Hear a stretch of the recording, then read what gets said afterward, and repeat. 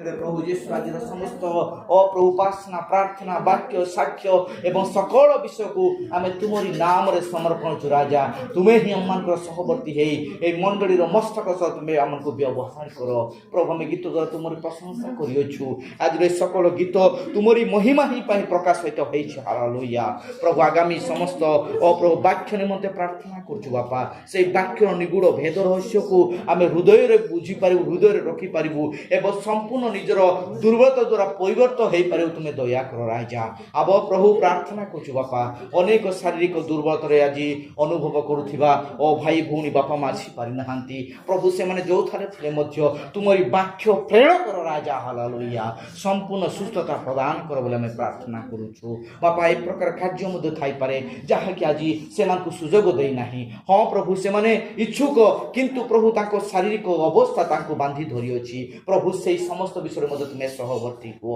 प्रार्थना करुछि प्रभु जुनुस जेते बेले प्रभु से माछ उदर प्रभु से अगाध समुद्र भीतर को गले और संपूर्ण पर्वतर शीर्षक से पळेले प्रभु और पर्वतर से उत्पत्ति स्थान को पळे प्रभु सेते बेले से स्मरण करूछंती प्रभु मु ए प्रकार रही परिबिनी तुमरी सेवा पे मते पठा दिया जायछि मु प्रबाध्यता थिली किंतु ए समय मु मन फेराउ अछि बाबा तुम्हें सेही काम को व्यवहार करो प्रभु तुम्हें अगाध समुद्र मध्य तुम्हें ओ कथा सुनिबा प्रार्थना सुनिबा परमेश्वर हालेलुया राजा मान को राजा प्रभु मान को प्रभु से देखुछंती चतुर्दिग रे मो पई मृत्यु ही संपूर्ण भाव अछि मु किछि करि पारिबि नै हेले मध्य प्रभु से तुमको स्मरण करूछंती हां प्रभु ए जगत से प्रकार अटे ए जगत गोटे समुद्र सदृश ए जगत रे अनेक विषय में व्यस्त वस्तु जीवन यापन करूछु एवं अनेक विषय में माने आत्मिकता को विनष्ट करिया पई शैतान हमको एक परीक्षा द्वारा अप्रभु से टाणी नै थाए प्रभु हम मन को सेठु पृथक करो आज तुमरी उपस्थिति आम जिते एकत्रित होइछु तुमरी वाक्य भीतर व्यवहार हेबा संगे संगे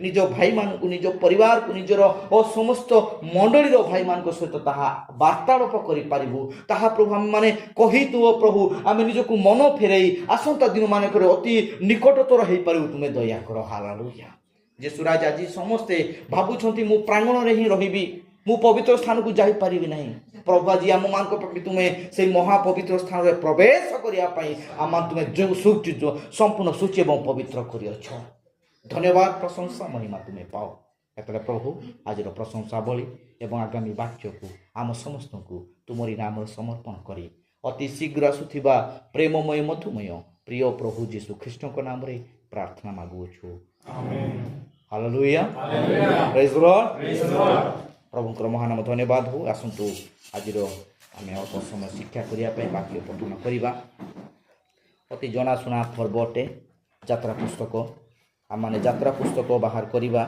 तार 3 पर्व 1 पदर आम 6 पद पर्यंत पाठ करवा यात्रा पुस्तक 3 पर्व 1 पद ठारू 6 पद पर्यंत पाठ करवा आम मान पिलुआ बचंती से पढ़े आम मैंने सुस्थिर भाव में श्रवण करवा जो पाठ अध्ययन करिया ताहेले यात्रा पुस्तक 3 अध्याय 1 करू 3 पद जाय 6 पद जाय एठारे एपर लेखा अछि सही समय मूसा अपना ससुर जित्र नामक मिद्यानीय याजकर मेषपल चोराउथिले दिनकर से प्रांतरर पश्चात भागरे मेषपल घेनी हरेब नामक परमेश्वर पर्वत उपस्थित हेले आमेन एथिरे गोटे बुदा मध्यरु अग्नि शिखारे सदाप्रभु दूत तांको दर्शन देले तहु से अनाइले और देखो बुदा अग्नि रे प्रज्वलित हेउछि तथापि बुदा नष्ट हेउ नाही तेणु मूसा कहिले मु एक पाख को जाई एही महाश्चर्य विषय देखिबी आमेन बुदाटा काहे कि दग्ध हेउ नाही मात्र सदाप्रभु जते बेले देखिले जे से देखिबा निमंते एक पाख को जाउ अछंती सेते बेले परमेश्वर बुदा मध्यरु तांको डाकी कहिले हे मूसा तहिरे से कहिले एही देखंतु मु उपस्थित अछि आमेन तहु से कहिले तुम्हे ए स्थानर निकटवर्ती हो नाही तुम पादरु पादुका काढ कारण तुम्हे जे स्थान रे छिडा हेउछ ता पवित्र भूमि आमेन से आहुरी कहिले आम्भे तुमरो पवित्रक परमेश्वर अर्थात अब्राहमर परमेश्वर ओ इसहाकर परमेश्वर याकूबर परमेश्वर तहिरे मूसा अपना मुख आच्छादन कले कारण से परमेश्वर प्रति दृष्टि करने को भीत हेले प्रभु प्रतिदिन समस्त आशीर्वाद करें आमेन प्रेज द लॉर्ड आसो तमने वाक्य पाठ प्रसंग प्रार्थना करिबा प्रिय प्रभु जीशु तुमरी पवित्र नाम रो गौरव करूछु राजा ए समय जो वाक्य अध्ययन करिछु এই বাক্যର ନିଗୁଡ଼ ଭେଦ ରହସ୍ୟ ତୁମେ ପ୍ରକାଶ କର। ହଁ ପ୍ରଭୁ, ଏହା ଆମମାନଙ୍କ ପାଇଁ ଏକ ଲିଖିତ ବାକ୍ୟ ହେଇକି ରହିଅଛି, କିନ୍ତୁ ତାହାର ପ୍ରକାଶନ ତୁମେ ହିଁ ଦେଇପାରିବ। ପ୍ରଭୁ ଯୀଶୁ ରାଜା, ଆମମାନଙ୍କ ଚିନ୍ତା, ଆମମାନଙ୍କ ଜ୍ଞାନ, ପ୍ରଭୁ ମୂର୍ଖତା ମାତ୍ର ତୁମରି ସ୍ୱର୍ଗୀୟ ଜ୍ଞାନରେ ଆମକୁ ପରିପୂର୍ଣ୍ଣ କର। ଏହି ସକଳ ବାକ୍ୟକୁ ଆମ ସମସ୍ତଙ୍କୁ ତୁମରି ନାମରେ ସମର୍ପଣ କରି ଅତି ଶୀଘ୍ର ଆସୁଥିବା ପ୍ରେମମୟ ମଧୁମୟ ପ୍ରିୟ ପ୍ରଭୁ ଯୀଶୁ ଖ୍ରୀଷ୍ଟଙ୍କ ନାମରେ ପ୍ରାର୍ଥନା ମାଗୁଅଛୁ। ହାଲେଲୁୟା। ଆସନ୍ତୁ ଆମେ ସମସ୍ତେ ବସିବା।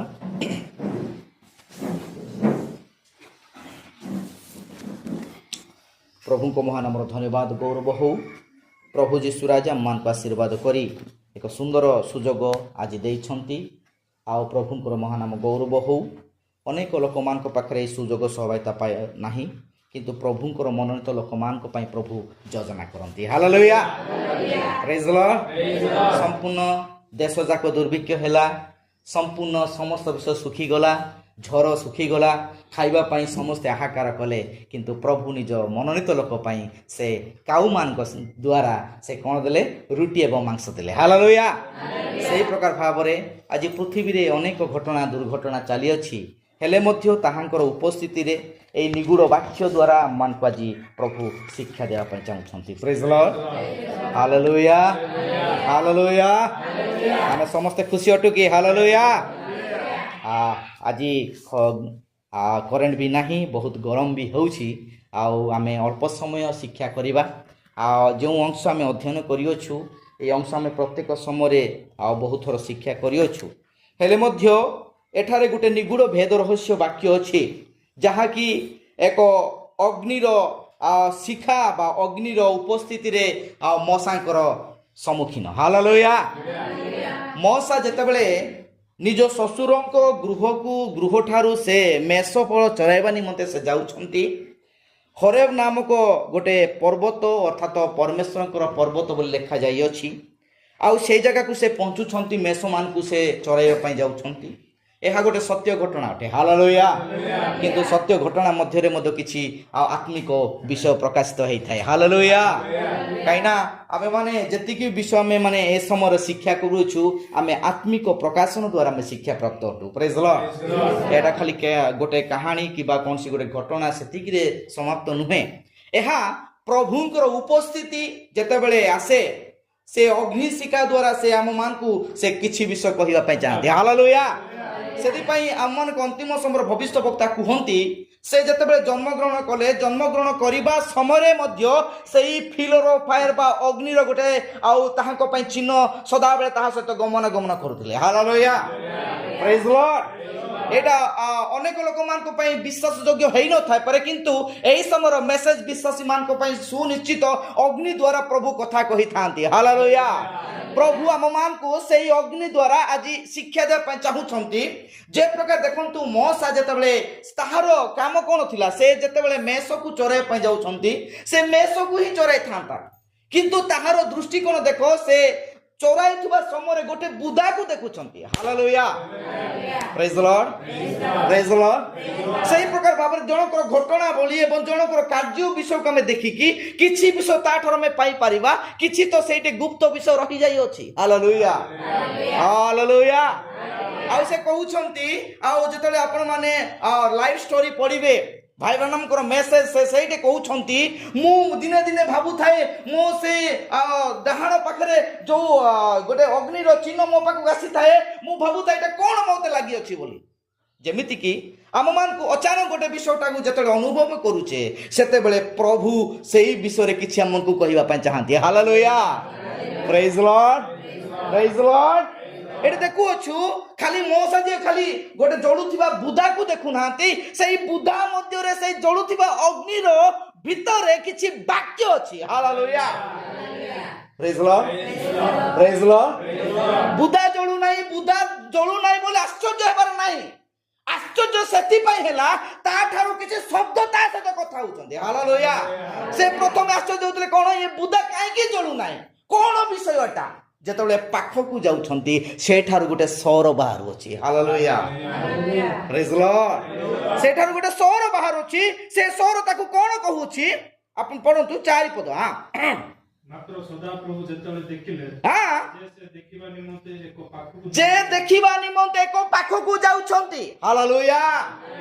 ଆମେ ଯଦି ଦେଖିବା ପାଇଁ ବାକ୍ୟର ଗଭୀରତା ବିଷୟକୁ ଆମେ ଜାଣିବା ପାଇଁ ବାକ୍ୟରେ ମନ ଧ୍ୟାନ ଦେବା ଭାଇ। ହାଲେଲୁୟା। ହଁ ପଢିଲେ ତ ଠିକ ଅଛି, ଯଦି ମନ ଧ୍ୟାନ ନାହିଁ ଆମେ ବୁଝିପାରିବା ନାହିଁ। ପ୍ରେଜ୍ ଦ ଲର୍ଡ। ହାଲେଲୁୟା। ଖାଲି ଅଗ୍ନି ଅଗ୍ନି ଭଳିଆ ରହିଯିବ, କିନ୍ତୁ ସେଇ ଅଗ୍ନି କଣ ଥିଲା? ତାହା ଗ୍ରାସକାରୀ ଅଗ୍ନି ନଥିଲା। ହାଲେଲୁୟା। ତାହା ତ ଏକ ପ୍ରକାଶ ନଥିଲା। ପ୍ରେଜ୍ ଦ ଲର୍ଡ। ହାଲେଲୁୟା। ପ୍ରେଜ୍ ଦ ଲର୍ଡ। ମୋ ସହିତ କଥା ହୁଅନ୍ତୁ। ହାଲେଲୁୟା। ଆପଣ ମାନେ ଚୁପ୍ ନା ବସନ୍ତୁ ନାହିଁ। ପ୍ରେଜ୍ ଦ ଲର୍ଡ। ଆମେ ଜୀବିତ ଲୋକମାନଙ୍କ ମଧ୍ୟରେ ବାସ କରିବା ଲୋକ। ପ୍ରେଜ୍ ଦ ଲର୍ଡ। ଆମ ମାନଙ୍କର ଏଠି ଶୋକ ସଭା ନାହିଁ, ଚୁପ୍ ନା ବସିବାର ନାହିଁ। ଆମେ ହାଲେଲୁୟା ଆମେ ତ ଅନ୍ତତଃ କରିପାରିବା। ପ୍ରେଜ୍ ଦ ଲର୍ଡ। ହାଲେଲୁୟା। ପ୍ରଭୁ ଆମମାନଙ୍କୁ କଥା କହିବା ଚାହାନ୍ତି ମୋର ପ୍ରିୟ ମାନେ। ସେଇ ଗ୍ରାସକାରୀ ଅଗ୍ନି ନଥିଲା, ତାହା ଦଗ୍ଧକାରୀ ଅଗ୍ନି ନଥିଲା। ଯଦି ସେଇ ଦଗ୍ଧକାରୀ ଗ୍ରାସକାରୀ ଅଗ୍ନି ହେଇଥାନ୍ତା, ସେଇ ବୁଦାକୁ ସେ ସମ୍ପୂର୍ଣ୍ଣ ବିନଷ୍ଟ କରିଥାନ୍ତା। ପ୍ରେଜ୍ ଦ ଲର୍ଡ। ହାଲେଲୁୟା। ଅଗ୍ନିର ଉପସ୍ଥିତି ଯେତେବେଳେ ମଣ୍ଡଳୀ ମଧ୍ୟରେ ଆସେ, ମଣ୍ଡଳୀ ପରିବର୍ତ୍ତନ ହେବା ଦରକାର ଅଛି। ହାଲେଲୁୟା। ପ୍ରଥମ ମଣ୍ଡଳୀ ଆମେ ଦେଖିବା ପ୍ରେରିତ ପୁସ୍ତକରେ ଯୋଉ ପ୍ରଥମ ମଣ୍ଡଳୀ ସ୍ଥାପନ ହେଲା, ସେଇ ମଣ୍ଡଳୀରେ ପ୍ରଥମେ ସେଇ ଅଗ୍ନି ଉପସ୍ଥିତ ଥିଲା। ହାଲେଲୁୟା। ଯେତେବେଳେ ଅଗ୍ନି ଉପସ୍ଥିତ ହେଲା, ସେମାନେ କଣ ହେଲେ? ପରିବର୍ତ୍ତନ ହେଲେ। ପ୍ରେଜ୍ ଦ ଲର୍ଡ। ହାଲେଲୁୟା। ପରିବର୍ତ୍ତନ ହେଲେ ଏବଂ ପ୍ରଭୁ ସେମାନଙ୍କୁ ଶକ୍ତିଯୁକ୍ତ କଲେ ଏବଂ ସେ ବାକ୍ୟର ପ୍ରକାଶନ ଦ୍ୱାରା ସେମାନଙ୍କୁ ଆଗକୁ କଢାଇ ନେଲେ। ହାଲେଲୁୟା। ଆସନ୍ତୁ ପଢିବା ପ୍ରେରିତ ପୁସ୍ତକ 2 ପର୍ବ 1 ପଦରୁ ତଳକୁ ପଢନ୍ତୁ। এই ଫିଲର ପାଏର ଆଜି ଆମ ମାନଙ୍କ ସହିତ ମଧ୍ୟ କଥା କହୁଛନ୍ତି। ପ୍ରେଜ୍ ଦ ଲର୍ଡ। ହାଲେଲୁୟା।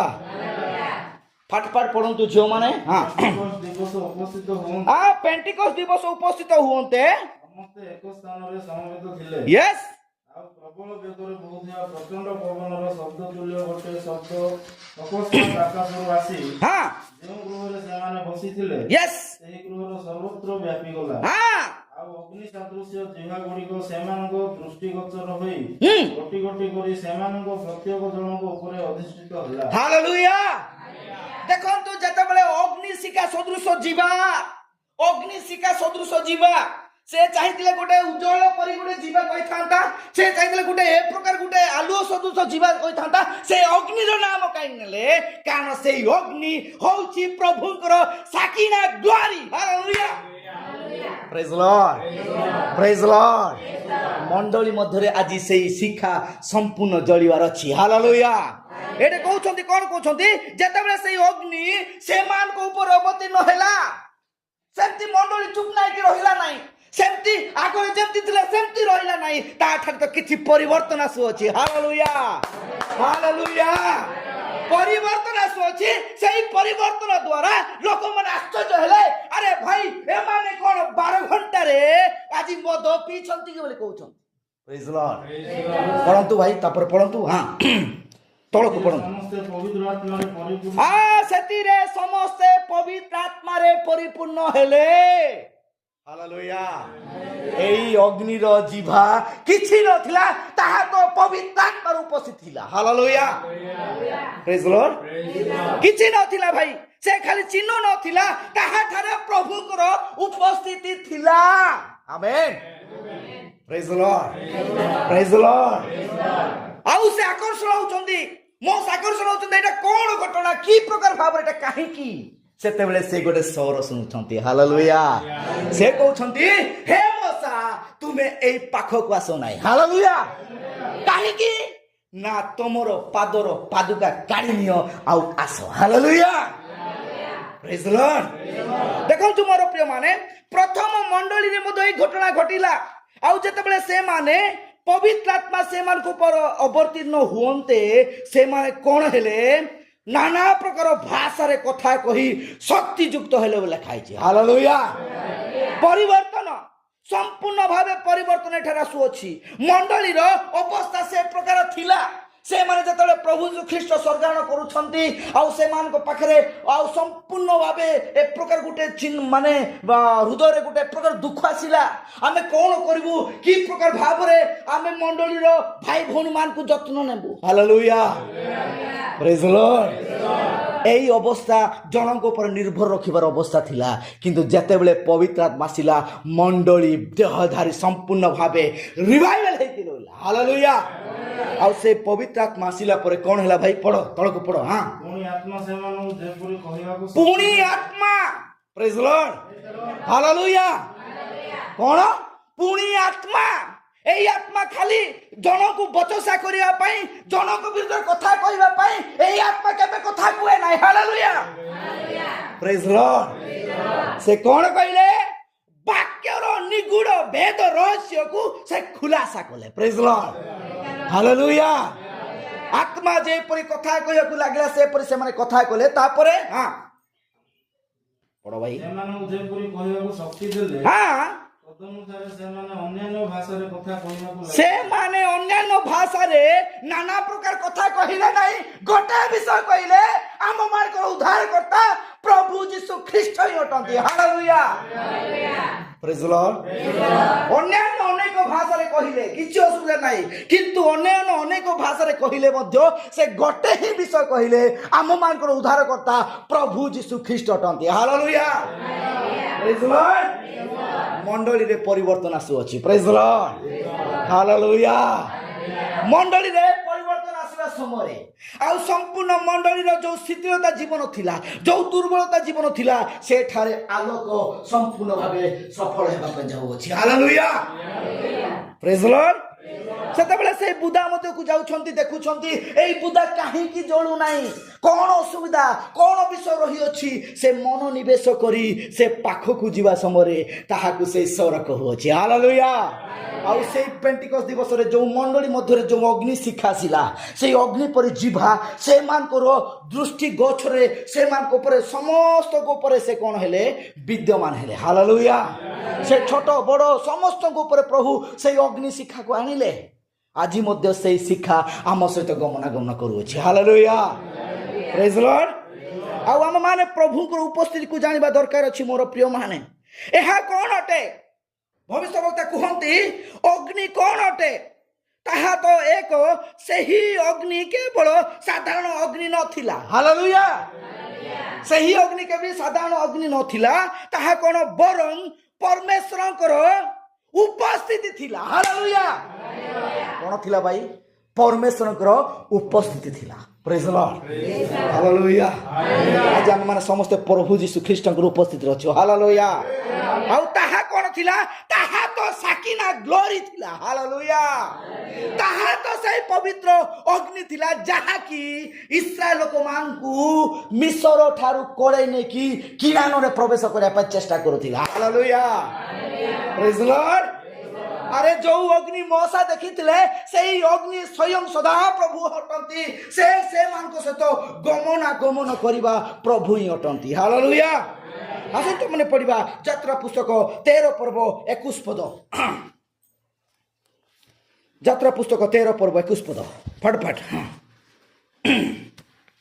से माने जेपुरी हां हां यात्रा कोइ पारिबे हां सेति सदा प्रभु हां दिवस रे पथ कोड़ेबा निमंते मेघस्तंभ रात्रि दीप्ति देबा निमंते हां स्तंभरे थाई सेमानक आगे के विजय कले हालेलुया को मानक आज जो मानक द्वारा में शिक्षा पाउ छु हालेलुया जो माने जो अबाध्यता सकासु सही राज्य को देखि पारले नहीं मोर प्रिय माने आम मान को पई अति बहुमूल्य शिक्षण विषय अग्नि परमेश्वर को उपस्थिति रो चिन्ह थिला इस्राएल संतान मानन को रात्रि रे अग्नि स्तंभ नेतृत्व नेउथिला हालेलुया रात्रि रे अग्नि स्तंभ कोन करथिला नेतृत्व नेउथिला आउ दिन बेले मेघ स्तंभ से मान को नेतृत्व नेउथिला से मान को पथ कोड़े की नेउथिला हालेलुया प्रेज द लॉर्ड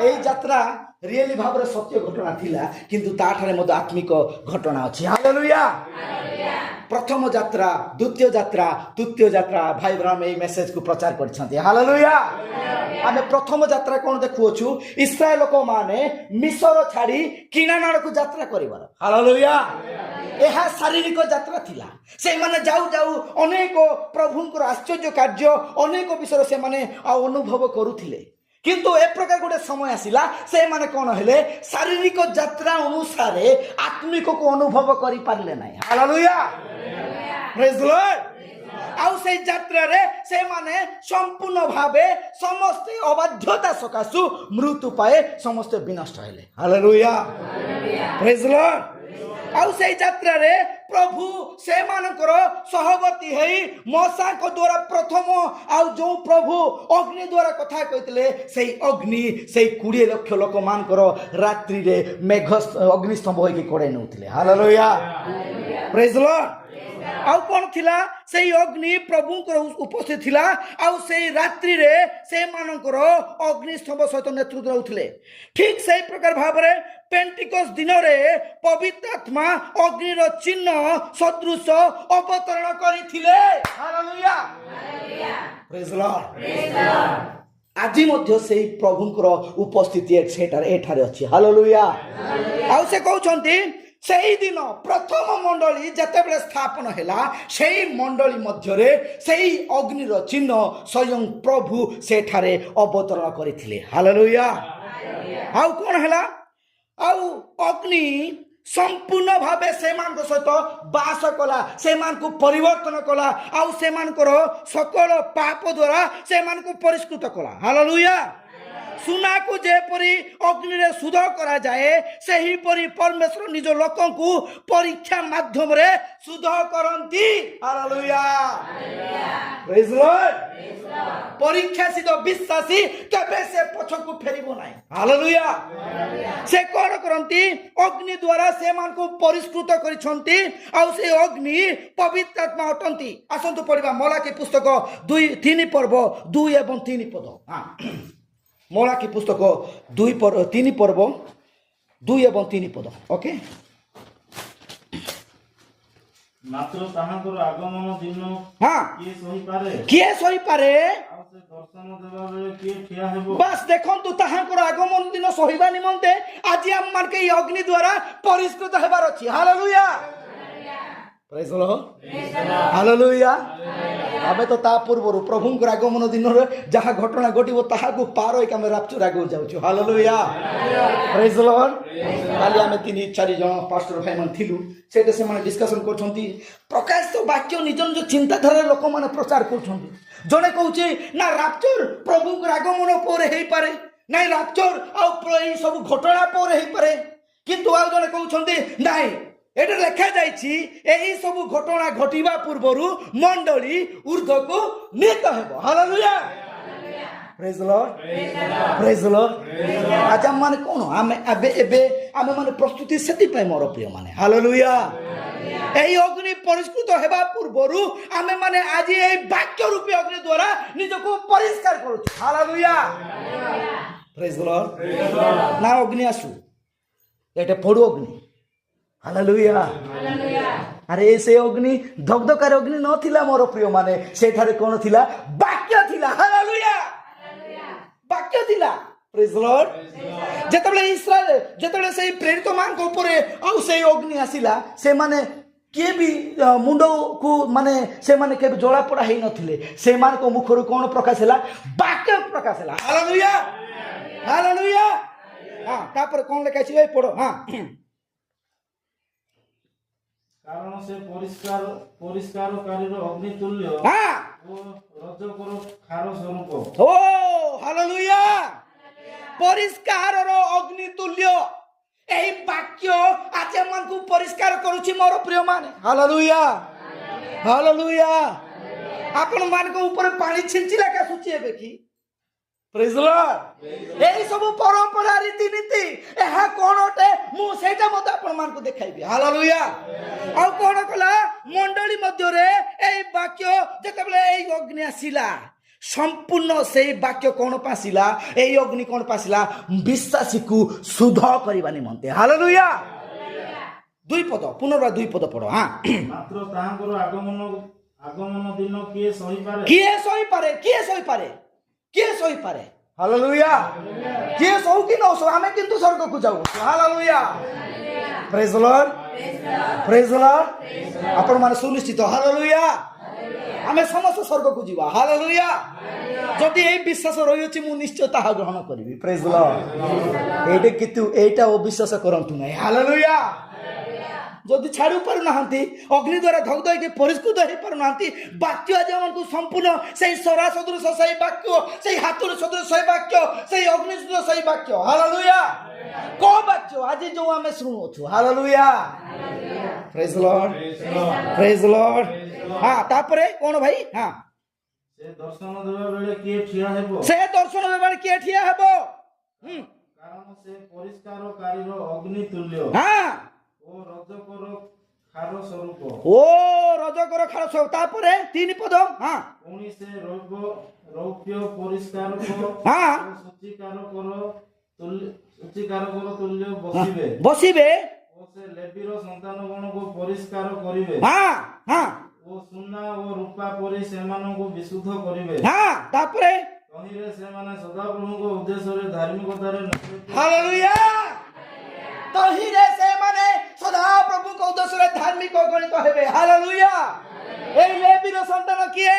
ଯେଉଁମାନେ କି ଯାଜକୀୟ କାର୍ଯ୍ୟରେ ପ୍ରଭୁଙ୍କର ମହିମାରେ ପ୍ରେମରେ ନିଜକୁ ପ୍ରସ୍ତୁତ କରନ୍ତି। ହାଲେଲୁୟା। ପ୍ରେଜ୍ ଦ ଲର୍ଡ। ଲେବୀ ପଦ ଏମିତି ଖାଲି ଜଷ୍ଟ ଲେବୀ ପଦ ଖାଲି ନଥିଲା, ସେଇଟା ପ୍ରଭୁଙ୍କ ଉପସ୍ଥିତିକୁ ସଦାବେଳେ ସେମାନେ ଠିଆ ହେଉଥିବା ଲୋକ। ହାଲେଲୁୟା। ଆଜି ଆମେ ସେଇ ବଂଶର ପ୍ରତିନିଧିତ୍ୱ କରୁଅଛୁ। ହାଲେଲୁୟା। ପ୍ରେଜ୍ ଦ ଲର୍ଡ। ଆଉ ସେ କଣ କଲେ? ଏଇ ଅଗ୍ନି ସେମାନଙ୍କୁ ପରିଷ୍କୃତ କରେ ମୋର ପ୍ରିୟ ମାନେ। ତାପରେ ଅଗ୍ନି ବାକ୍ୟ ପ୍ରଚାର କରିବା ପାଇଁ ଶକ୍ତି ଦିଏ। ହାଲେଲୁୟା। ଅଗ୍ନି କଣ କରେ ଭାଇ? ଖାଲି ଜଳେ ନାହିଁ, ତାଠାରୁ ବାକ୍ୟ ନିର୍ଗତ ହୁଏ। ହାଲେଲୁୟା। ଆସନ୍ତୁ ପଢିବା ଜିନିମ ପୁସ୍ତକ 23 ପର୍ବ 29 ପଦ। ଓକେ, ବହୁତ ବଡ। ହଁ ଜିନିମ 23 ପର୍ବ 29 ପଦ। ସଦାପ୍ରଭୁ କହନ୍ତି ଆମର ବାକ୍ୟ କି ଅଗ୍ନି ସ୍ୱରୂପ ନୁହେଁ? ୟେସ୍। ହାଲେଲୁୟା। କଣ? ହାଲେଲୁୟା। ଦିଆସିଲ ଜାଳି ଖାଲି ଅଗ୍ନି ହଉଛି, କିନ୍ତୁ ପ୍ରଭୁଙ୍କର ବାକ୍ୟ ଅଗ୍ନି ସ୍ୱରୂପ ଭାଇ। ହାଲେଲୁୟା। ପ୍ରେଜ୍ ଦ ଲର୍ଡ। ଆଜି ଜଳିବାକୁ ପଡିବ। ହାଲେଲୁୟା। ମଣ୍ଡଳୀ ମଧ୍ୟରେ ଥିବା ସମସ୍ତ ରାମୀ ଯାକ, ସୁନାରେ ଥିବା ସମସ୍ତ ଆଉ ସମ୍ପୂର୍ଣ୍ଣ ମହିଳା ଯାକ ଆଜି ଜଳି ପରିଷ୍କୃତ ହେବାର ଅଛି। ହାଲେଲୁୟା। ହଁ କଣ ଭାଇ ପଢ? ହଁ ପରମେଶ୍ୱରଙ୍କ ବାକ୍ୟ। ହଁ ହଁ ସଦାପ୍ରଭୁ କହନ୍ତି। ଏଇଟା କିଏ କହୁନାହାନ୍ତି? ଏଇଟା ରୁବେନ ଭାଇ କହୁନାହାନ୍ତି, କିମ୍ବା କୌଣସି ଜଣେ ଜ୍ଞାନୀ ବିଦ୍ୱାନ କହୁନାହାନ୍ତି। ଏହା ସଦାପ୍ରଭୁ କହୁଛନ୍ତି। ହାଲେଲୁୟା। ପ୍ରେଜ୍ ଦ ଲର୍ଡ। ହାଲେଲୁୟା। ହଁ ସେଟା କଣ ଭାଇ? ହଁ ଆମର ବାକ୍ୟ କି ଅଗ୍ନି ସ୍ୱରୂପ ନୁହେଁ? ୟେସ୍। ତାପରେ ହଁ ଓ ପାଷାଣ ଖଣ୍ଡ ବିଖଣ୍ଡକାରୀ ହାତୁଡ଼ି ତୁଲ୍ୟ। ହାଲେଲୁୟା। କଣ କରେ? ଓ ପାଷାଣକୁ ଭାଙ୍ଗିକି ଚୂର୍ଣ୍ଣ କରିବାର ହାତୁଡ଼ି ସଦୃଶ ପ୍ରଭୁଙ୍କର ବାକ୍ୟ। ହାଲେଲୁୟା। ପ୍ରେଜ୍ ଦ ଲର୍ଡ। ହାଲେଲୁୟା। ମାଇ ହୃଦୟ লাই ମାନେ ରମ୍ମା ସେ ସୋପ୍ରା ଗୁଲେ ଜାଣନାସୁ। ଜଣେ ବୁଢୀ ମା ଥିଲା, ସେ କହିଲା ମାସି ସୋପ୍ରା ଜାଡ ପାଇছে କି ସିଆ ଜାଡ ପାଉ ରୋଡେ ସେ ଏକାଲା ସେପେରେ ଜାପି ଦେ ତା पैसा सेरी जे कोक्ते एका ता सेपेरती ने सुडा तने हम मासी सोप्रा जाती। हालेलुया। अन्य मनस कले विषय हबो। हालेलुया। जाननासु से को कहि देला, किंतु जने कहला एकाला मासी सोप्रा टाना इजनरा मासी सोप्रा सेपरेट जापे से जाननासु एरी से माई हृदय तना मन हृदय तो ओले सिडे लाई माने एरी सुडा लाई नेपी मानेरा। Praise the Lord. सतरे से विश्वास करला, किंतु से आत्मिक विषय बुझी पारला नहीं। हालेलुया। हालेलुया। सेति पाई कहूची वाक्य पाषाण को जे प्रकार छिन्न भिन्न करे, विदीर्ण करे, आज ये पाषाण परी हृदय आमकर पाप आज हमको बांधी धरी अछि। हालेलुया।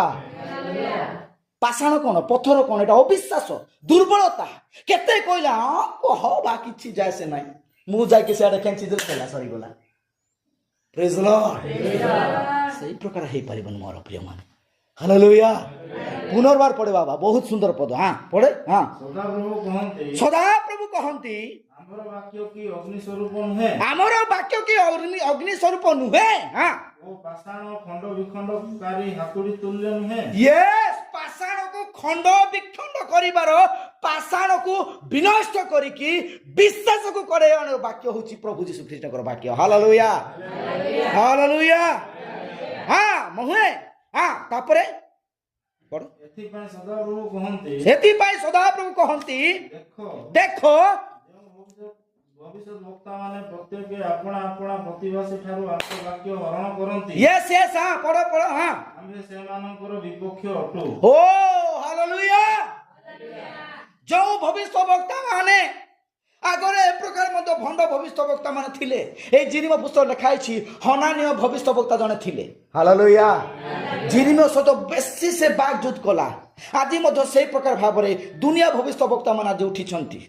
ସେ କହୁଛନ୍ତି ଏଠାରେ ଅନେକ ଲୋକମାନଙ୍କର ମନରେ ଦୁଃଖ ଅଛି, ମୁଁ ପ୍ରଫେସି କରୁଅଛି। ଆରେ ଦୁଃଖ କାହା ପାଖରେ ନାହିଁ ଭାଇ, ମୋ ପାଖରେ ବହୁତ ଦୁଃଖ ଅଛି। ହାଲେଲୁୟା। ଏହା ପ୍ରଫେସି କି? No no. Praise the Lord. Hallelujah. I don't care, ସେମାନଙ୍କ ସେ ବିଷୟ ଛାଡ଼, ଦରକାର ନାହିଁ। କିନ୍ତୁ ଦେଖନ୍ତୁ ଏଠାରେ ଯେଉଁଠାରେ ପରମେଶ୍ୱରଙ୍କ ବାକ୍ୟ ପ୍ରକାଶ ହୁଏ ସେଠାରେ ଆତ୍ମିକ ଅଗ୍ନି ଉଡ଼େଇ ଆସିଥାଏ। ହାଲେଲୁୟା। ପ୍ରେଜ୍ ଦ ଲର୍ଡ। ଆମେମାନେ ପେଣ୍ଟିକସ୍ ଦିବସର ଘଟଣା ଆଉ ପ୍ରଥମ ମଣ୍ଡଳୀର କାର୍ଯ୍ୟକଳାପ ଦ୍ୱାରା ଆଜି ବଞ୍ଚୁଅଛୁ ଏବଂ ପ୍ରେରିତ ଶିକ୍ଷାରେ ଆଜି ଆମମାନଙ୍କୁ ଆଗକୁ ବଢ଼ଉଛୁ। ହାଲେଲୁୟା।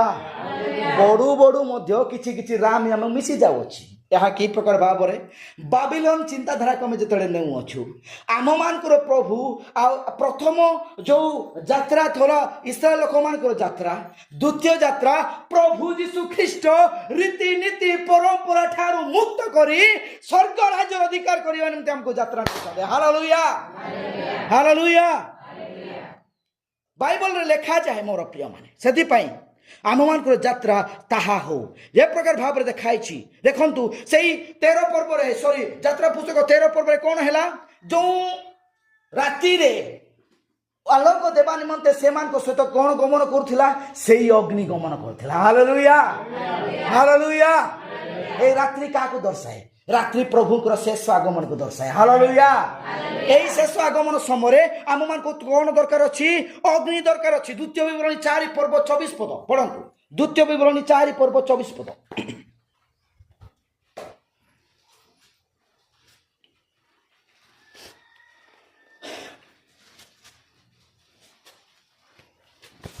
କାରଣ ସଦାପ୍ରଭୁ ତୁମେ ପରମେଶ୍ୱର ଗ୍ରାସକାରୀ ଅଗ୍ନି, ସ୍ୱଗୌରବ ରକ୍ଷଣରେ ଉଦ୍ଯୋଗୀ ପରମେଶ୍ୱର ଅଟନ୍ତି। Yes, hallelujah. ଗ୍ରାସକାରୀ ଅଗ୍ନି କ'ଣ ସେ ଗ୍ରାସ କରିବେ? ମୋ ପାଖରେ ଥିବା ପାପକୁ ଗ୍ରାସ କରିବେ। ହାଲେଲୁୟା। ଏବଂ ମୋତେ ବ୍ୟବହାର କରିବେ ସ୍ୱଗୌରବରେ। ପ୍ରଭୁଙ୍କ ଗୌରବ ନିମନ୍ତେ ମୁଁ ନିଜକୁ ବ୍ୟବହାର କରିପାରିବି। ହାଲେଲୁୟା।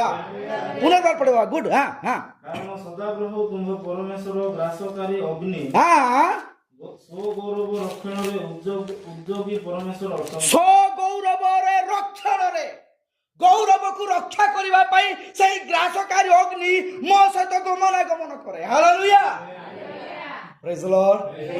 ଯେତେବେଳେ ମୂଷା ପ୍ରଭୁଙ୍କର ସେଇ ଅଗ୍ନିକୁ ଦେଖିଲେ ଆଉ ସେ କ'ଣ କଲେ? ପାଖକୁ ଯାଉଛନ୍ତି।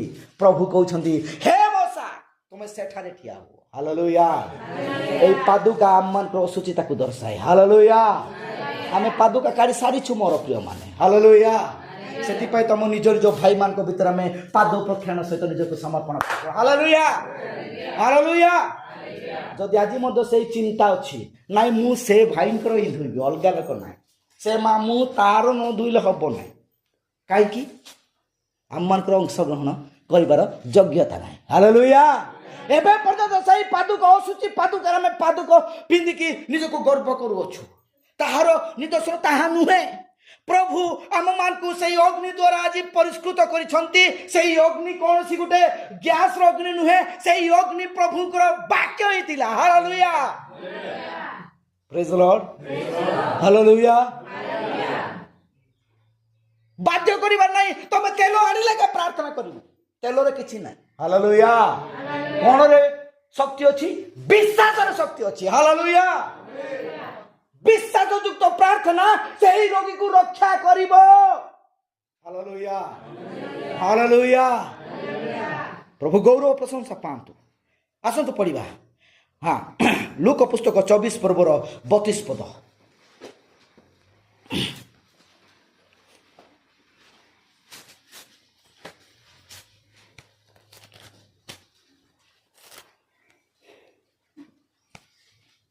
ସେଥିରେ ସେମାନେ ପରସ୍ପର କହିଲେ, ହଁ ଯେତେବେଳେ ପଥ ମଧ୍ୟରେ ହଁ ସେ ଆମମାନଙ୍କ ସାଙ୍ଗରେ କଥାବାର୍ତ୍ତା କରୁଥିଲେ କରୁଥିଲେ। ଓ ଆମମାନଙ୍କ ଧର୍ମଶାସ୍ତ୍ର ବୁଝାଉଥିଲେ, ହଁ ସେତେବେଳେ କଣ ଆମମାନଙ୍କ ହୃଦୟ ଉତ୍ପନ୍ନ ହୋଇନଥିଲା? ହଁ ହାଲେଲୁୟା। ସେମାନେ ଅଗ୍ନିକୁ ଅନୁଭବ କଲେ ନାହିଁ। ସେଇ ଫିଲର ଫାୟାର, ସେଇ ସାକିନା ଗ୍ଲୋରି ତାହା ସହିତ କଥା ହେଉଛନ୍ତି। ପ୍ରଭୁ ତାହାଙ୍କ ସହିତ ଉପସ୍ଥିତ ଅଛନ୍ତି, କାରଣ ସେମାନଙ୍କ ଉପରେ ଗୋଟେ ବଡ ପାଷାଣ ସେମାନଙ୍କ ଉପରେ ପତିତ ହୋଇଛି। Hallelujah hallelujah. ହଁ, ପୁନର୍ବାର ପଢ ବାବା। ହଁ, ସେ ପଦ। ହଁ, ସେଥିରେ ସେମାନେ ପରସ୍ପର କହିଲେ, ସେଥିରେ ସେମାନେ ପରସ୍ପର କହିଲେ।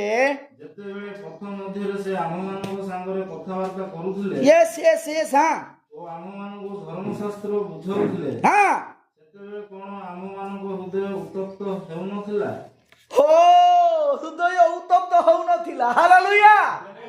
ବୋଲେ କଣ ସେମାନଙ୍କ ସହିତ ଅଗ୍ନି ଥିଲା କି ହୃଦୟକୁ ଉତ୍ତପ୍ତ କରିବା? ନିଶ୍ଚୟ ଥିଲା। ହାଲେଲୁୟା ପ୍ରେଜ୍ ଦ ଲର୍ଡ। ସେଇ ଅଗ୍ନି ଥିଲା। ସେଇ ଅଗ୍ନି ସେମାନଙ୍କ ସହିତ କଥା ହେଉଛନ୍ତି। ସେଇ ଅଗ୍ନି ସେମାନେ ଅନୁଭବ କରିପାରୁନାହାନ୍ତି। ହାଲେଲୁୟା। କାରଣ ସେ ପର୍ଯ୍ୟନ୍ତ ସେମାନଙ୍କ ହୃଦୟରେ ଥିବା ସେଇ ପାପ ପରିଷ୍କୃତ ହେଇନଥିଲା। ହାଲେଲୁୟା। ସେ ପ୍ରଭୁଙ୍କର ଉପସ୍ଥିତିକୁ ବୁଝି ପାରୁନାହାନ୍ତି। ଆଉ ତାପରେ ପଢ ବାବା। ହଁ ହଁ।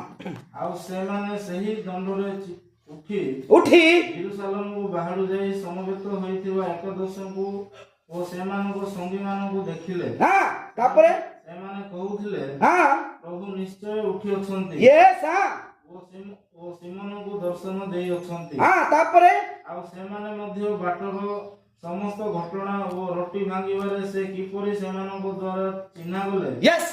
ସେହି ସବୁ ବର୍ଣ୍ଣନା କରିବାକୁ ଲାଗିଲେ। ହଁ, ତାପରେ କିନ୍ତୁ ସେମାନେ ଏହି ସବୁ କଥା କହୁଥିବା ସମୟରେ ହଁ ହଁ। ସେ ଆପେ ସେମାନଙ୍କ ମଧ୍ୟରେ ଉପସ୍ଥିତ ହେଲେ। ହାଲେଲୁୟା ପ୍ରେଜ୍ ଦ ଲର୍ଡ ପ୍ରେଜ୍ ଦ ଲର୍ଡ। ଅଗ୍ନି ଖାଲି ଦେଖିବା ପାଇଁ ଅଗ୍ନି ଭଳିଆ ଦେଖାଯାଉଛି, କିନ୍ତୁ ତା ଠାରେ ବାକ୍ୟ ଅଛି। ହାଲେଲୁୟା। ସେଇ ବାକ୍ୟ ହିଁ ଆମମାନଙ୍କୁ ଗ୍ରାସ କରିପାରିବ। ପ୍ରେଜ୍ ଦ ଲର୍ଡ ହାଲେଲୁୟା। ଯଦି ଏଇ ବାକ୍ୟ ମୋତେ ହୃଦୟରେ ଗ୍ରାସ କରୁନି, ତାହେଲେ ମୁଁ ଆଜି ପଥର ଭଳିଆ ଭାଙ୍ଗିକି ଅଛି। ହାଲେଲୁୟା। ଏଭ୍ରି ପୁସ୍ତକ ଲେଖାଯାଏ। ଆପଣଙ୍କ ପରି ଏଭ୍ରି ପୁସ୍ତକ 12 ପର୍ବ ତାର 29 ପଦ। ଏଭ୍ରି ପୁସ୍ତକ 12 ପର୍ବ 29 ପଦ ପଢନ୍ତୁ।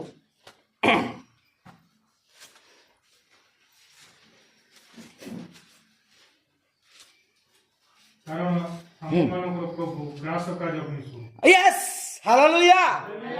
ଆମମାନଙ୍କର ପ୍ରଭୁ ଗ୍ରାସକାରୀ ଅଗ୍ନି ସଦୃଶ। ହାଲେଲୁୟା। ସେ କାହାକୁ ଗ୍ରାସ କରେ? ଯୋଉ ଲୋକ ଆଜି ସ୍ୱୀକାର କରିଅଛି। ହାଲେଲୁୟା।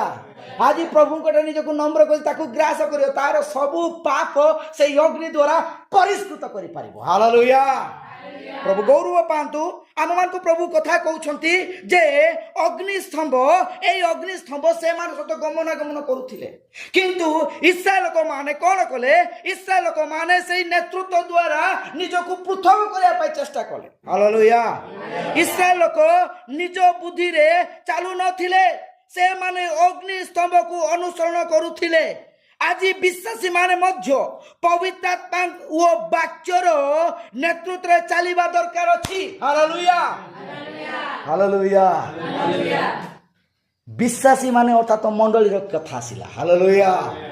ମଣ୍ଡଳୀରେ ଆଜି ଯାହା ବି କରିବା, ପବିତ୍ର ଆତ୍ମା ଆମମାନଙ୍କୁ ବାକ୍ୟ ଦ୍ୱାରା ଆମମାନଙ୍କୁ ସେ ନେତୃତ୍ୱ ନେଇପାରେ।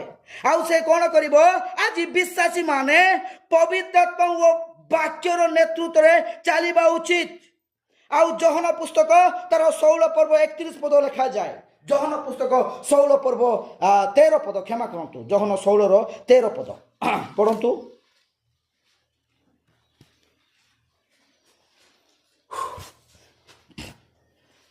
କିନ୍ତୁ ସେ ଅର୍ଥାତ୍ ସତ୍ୟମୟ ଆତ୍ମା ଆସିଲେ ସେ ପଥ ଦେଖାଇ ତୁମମାନଙ୍କୁ ସମସ୍ତ ସତ୍ୟରେ ପ୍ରବେଶ କରାଇବେ। ସମସ୍ତ ସତ୍ୟ। आम मानकर वस्त्र पोशाक आरंभ करिकी आम मानकर कार्यकलाप वाक्य शिक्षा रे प्रार्थना रे बाप्तिस्म रे निजको प्रस्तुतम जीवन रे प्रत्येक विषय से आमको पथ देखाइबो। Hallelujah hallelujah. এই সত্যময় আত্মা আমমানকু সম্পূর্ণ ভাবে শক্তিযুক্ত করিব বাক্য আধারিত শিক্ষা দ্বারা আমমানকু আগুক করে নেব। পড়ো ভাই, হ্যাঁ পড়ো। হ্যাঁ, কারণ সে আপন ঠারু কথা কহিবে নাই, কারণ সে আপন ঠারু কথা কহিবে নাই, মাত্র যাহা যাহা শুনিবে হ্যাঁ সেই সবু কহিবে, সেই সব কহিবে, পুনি আগামী বিষয় সবু তোমাମାନଙ୍କୁ জଣାইবে। হালেলুয়া। আগামী বিষয়, প্রেজ দ লর্ড, হালেলুয়া। ইসরাଏଲ ଲୋକମାନଙ୍କୁ ଗୋଟେ ହିଁ ସର୍ତ୍ତ ନେଇକି ସେ ଆଣୁଥିଲେ, କ'ଣ? ଘିଣାନକୁ ଯିବା, ସେଇଠି ଆପଣମାନେ ଭଲ ଭାବରେ ସେଇଠି ଦୁଗ୍ଧ ମଧୁ ପାନ କରିବେ ଆଉ ଭଲ ଭାବରେ ସେଇଠି ରହିବେ। ହାଲେଲୁୟା। ଏବେ ମଣ୍ଡଳୀ ମଧ୍ୟରେ କ'ଣ? ଆଗାମୀ ବିଷୟ ଅର୍ଥାତ୍ ପ୍ରଭୁଙ୍କର ଆଗମନର ଆମେ ଅପେକ୍ଷା ରହିଅଛୁ, ଆମେ ସ୍ୱର୍ଗରାଜ ଅଧିକାର କରିବା, ଏଇ ବିଷୟରେ ଶିକ୍ଷା ଦେଉଛନ୍ତି। ହାଲେଲୁୟା। ତମର ଆଶୀର୍ବାଦ, ତମର ସୁସ୍ଥତା, ତମ ଏ ପ୍ରକାର ହବ ସେ ପ୍ରକାର କିଛି ନ, ଆମେ ସେଇ ବିଷୟକୁ ଆମେ ପାଇସାରିଅଛୁ। ହାଲେଲୁୟା। ଆମେ ଗୋଟେ ବିଷୟ ଅପେକ୍ଷା ରହିଅଛୁ, ତାହା ହେଉଛି ଆଗାମୀ ବିଷୟର অর্থাৎ মণ্ডলীরে পবিত্র আত্মা আমমানকু গোটে বাক্য প্রচার করে প্রভুঙ্ক আগমন নিমন্তে প্রস্তুত। হালেলুয়া। প্রথম যাত্রা ইসরায়েল ଲୋକମାନଙ୍କର ଥିଲା ମଶାଙ୍କ ଦ୍ୱାରା କିଣାନାକୁ ପ୍ରବେଶ। ହାଲେଲୁୟା। ଦ୍ୱିତୀୟ ଯାତ୍ରା ଆମମାନଙ୍କର ମଣ୍ଡଳୀକୁ ନିଜର ନିଜ ରୀତିନୀତି ପରମ୍ପରା ଟ୍ରାଡିସନ୍ ଦ୍ୱାରା ମୁକ୍ତ କରି ପାପକୁ ସମ୍ପୂର୍ଣ୍ଣ ଭାବେ ପୃଥକ କରି ସ୍ୱର୍ଗରାଜ୍ୟର ଅଧିକାର ନିମନ୍ତେ ପ୍ରଭୁ ଆମକୁ ଯାତ୍ରା କରୁଛନ୍ତି। ହାଲେଲୁୟା। ପ୍ରେଜ୍ ଲର୍ଡ, ପ୍ରେଜ୍ ଲର୍ଡ। ପ୍ରଭୁ ଗୌରବ ପ୍ରଶଂସା ପାଆନ୍ତୁ। ଆଉ ସେ ମଶା ଜଳୁଥିବା ଝାଡ଼ର ବୁଦାରେ ଅଗ୍ନିକୁ ଦେଖିଲେ ଏବଂ ପରମେଶ୍ୱରଙ୍କ ସ୍ୱର ଶୁଣିଲେ। ହାଲେଲୁୟା। ସେ ପ୍ରଥମେ ଅଗ୍ନିକୁ ଦେଖୁଛନ୍ତି, ଆଉ ସେ ଯେତେବେଳେ ଅଗ୍ନିକୁ ଦେଖୁଛନ୍ତି ତା ସହିତ ନିଜକୁ ମନୋନିବେଶ କରିକି ସେ ଯାଉଛନ୍ତି, ସେତେବେଳେ ସେ ବାକ୍ୟକୁ ଶୁଣୁଛନ୍ତି। Hallelujah hallelujah. କାଲି ପେଣ୍ଟିକ ଦିବସରେ ସିଲେଇଲେ ବୋଲି ଆମେ ଡେଇଁବା, ଖାଲି ସେତିକି ଡେଇଁଦେଲେ ହେଇଗଲା। ପ୍ରେଜ୍ ଦ ଲର୍ଡ। ବାକ୍ୟ ଦ୍ୱାରା ପ୍ରସ୍ତୁତ ହେବା ଗୁରୁତ୍ୱପୂର୍ଣ୍ଣ ବିଷୟ। ପ୍ରେଜ୍ ଦ ଲର୍ଡ, ହାଲେଲୁୟା। ହଁ, ସେଦିନ ବଡ଼ ପାଟିରେ ସେମାନେ ଚିଲେଇକି ପ୍ରାର୍ଥନା କଲେ, ପବିତ୍ର ଆତ୍ମା ଆସିଲା। ମଣ୍ଡଳୀରେ ମଧ୍ୟରେ ଚିଲେଇଲେ, ପ୍ରାର୍ଥନା କରିବ, ଘର ଗଲେ 2 ଅକ୍ଷରରେ ଖାଲି ଗାଳି କରୁଥିବ। এটা বাক্য পালন করিবা নুহ। ହାଲେଲୁୟା। ସେମାନେ ଆଉ କ'ଣ କଲେ? ସେମାନେ ଏଠି କୁହାଯାଉଛି କି ମଶା ଜଳୁଥିବା ବୁଦାକୁ ଦେଖିଲେ ଏବଂ ପରମେଶ୍ୱରଙ୍କର ସ୍ୱର ଶୁଣିଲେ। ପରମେଶ୍ୱରଙ୍କ ଉପସ୍ଥିତି ଯେଉଁଠାରେ ଅଛି ସେଠାରେ ବାକ୍ୟର ପ୍ରକାଶନର ଆତ୍ମା ଅଛି। ହାଲେଲୁୟା। ପ୍ରେଜ୍ ଦ ଲର୍ଡ, ହାଲେଲୁୟା। ବାକ୍ୟର ପ୍ରକାଶନ ସେଠାରେ ଆସେ। এই প্রকাশন ଆମମାନଙ୍କୁ ସଦାବେଳେ କଥା କହିଥାଏ। ପ୍ରେଜ୍ ଲର୍ଡ। ଅଗ୍ନିସ୍ତମ୍ଭ ହେଉଛି ସୁରକ୍ଷା। ଲୋହିତ ସାଗରର ପାଖରେ ଅଗ୍ନିସ୍ତମ୍ଭ ଇସ୍ରାଏଲ ଓ ମିଶ୍ରୀୟ ସେନା ମଧ୍ୟରେ ଠିଆ ହୋଇଥିଲା। ପରମେଶ୍ୱର ନିଜେ ଲୋକମାନଙ୍କୁ ରକ୍ଷା କଲେ। ହାଲେଲୁୟା। এই ଅଗ୍ନିସ୍ତମ୍ଭ ଯେତେବେଳେ ଆସିଲା ଆଉ ସେମାନେ ଯେଉଁ ସେଇ ସାଗରକୁ ପାର ହେବା ନିମନ୍ତେ ସେମାନେ ଯାଉଛନ୍ତି, ସେତେବେଳେ ଅଗ୍ନିସ୍ତମ୍ଭ ଠିଆ ହେଇଛି ଆଉ ଇସ୍ରାଏଲ ଲୋକମାନେ ପାର ହଉଛନ୍ତି। ହାଲେଲୁୟା। ଯେତେବେଳେ ଅଗ୍ନିସ୍ତମ୍ଭ ସେଠାରୁ ସେ ବାଇକ୍ ଯାଉଛନ୍ତି, ସେତେବେଳେ ମିଶନ ଲୋକମାନେ ସମ୍ପୂର୍ଣ୍ଣ ଭାବେ ବିନଷ୍ଟ ହଉଛନ୍ତି। Hallelujah hallelujah. ସେହି ପ୍ରକାର ଭାବରେ ଆମମାନଙ୍କୁ ପ୍ରଭୁ ସଦାବେଳେ ସୁରକ୍ଷିତ କରନ୍ତି। ଆଉ ଅଗ୍ନିସ୍ତମ୍ଭ ଏବଂ ଯୀଶୁ ଖ୍ରୀଷ୍ଟ, ଯୀଶୁ ଅଗ୍ନିସ୍ତମ୍ଭ ଅର୍ଥାତ୍ ସେଇ ଯୀଶୁ ସ୍ୱୟଂ ସେ ଅଟନ୍ତି। ହାଲେଲୁୟା। ଯୀଶୁ କହିଲେ ଅବ୍ରାହ୍ମ ହେବା ପୂର୍ବରୁ ମୁଁ ଅଛି। ହାଲେଲୁୟା। ଅର୍ଥାତ୍ ଅବ୍ରାହ୍ମଙ୍କ ଜନ୍ମ ହେବା ପୂର୍ବରୁ ଯୀଶୁ ଅଛନ୍ତି, ଅର୍ଥାତ୍ ସେଇ ଅଗ୍ନିସ୍ତମ୍ଭ ସ୍ୱୟଂ ପ୍ରଭୁ ଯୀଶୁ ଅଛନ୍ତି। ହାଲେଲୁୟା। ପ୍ରେଜ୍ ଦ ଲର୍ଡ। ପଢ଼ନ୍ତୁ ଯୋହନ ପୁସ୍ତକ 8 ପର୍ବ 58 58।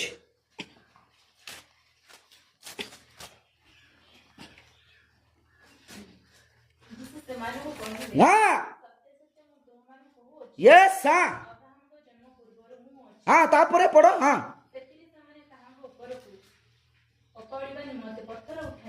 ତାପରେ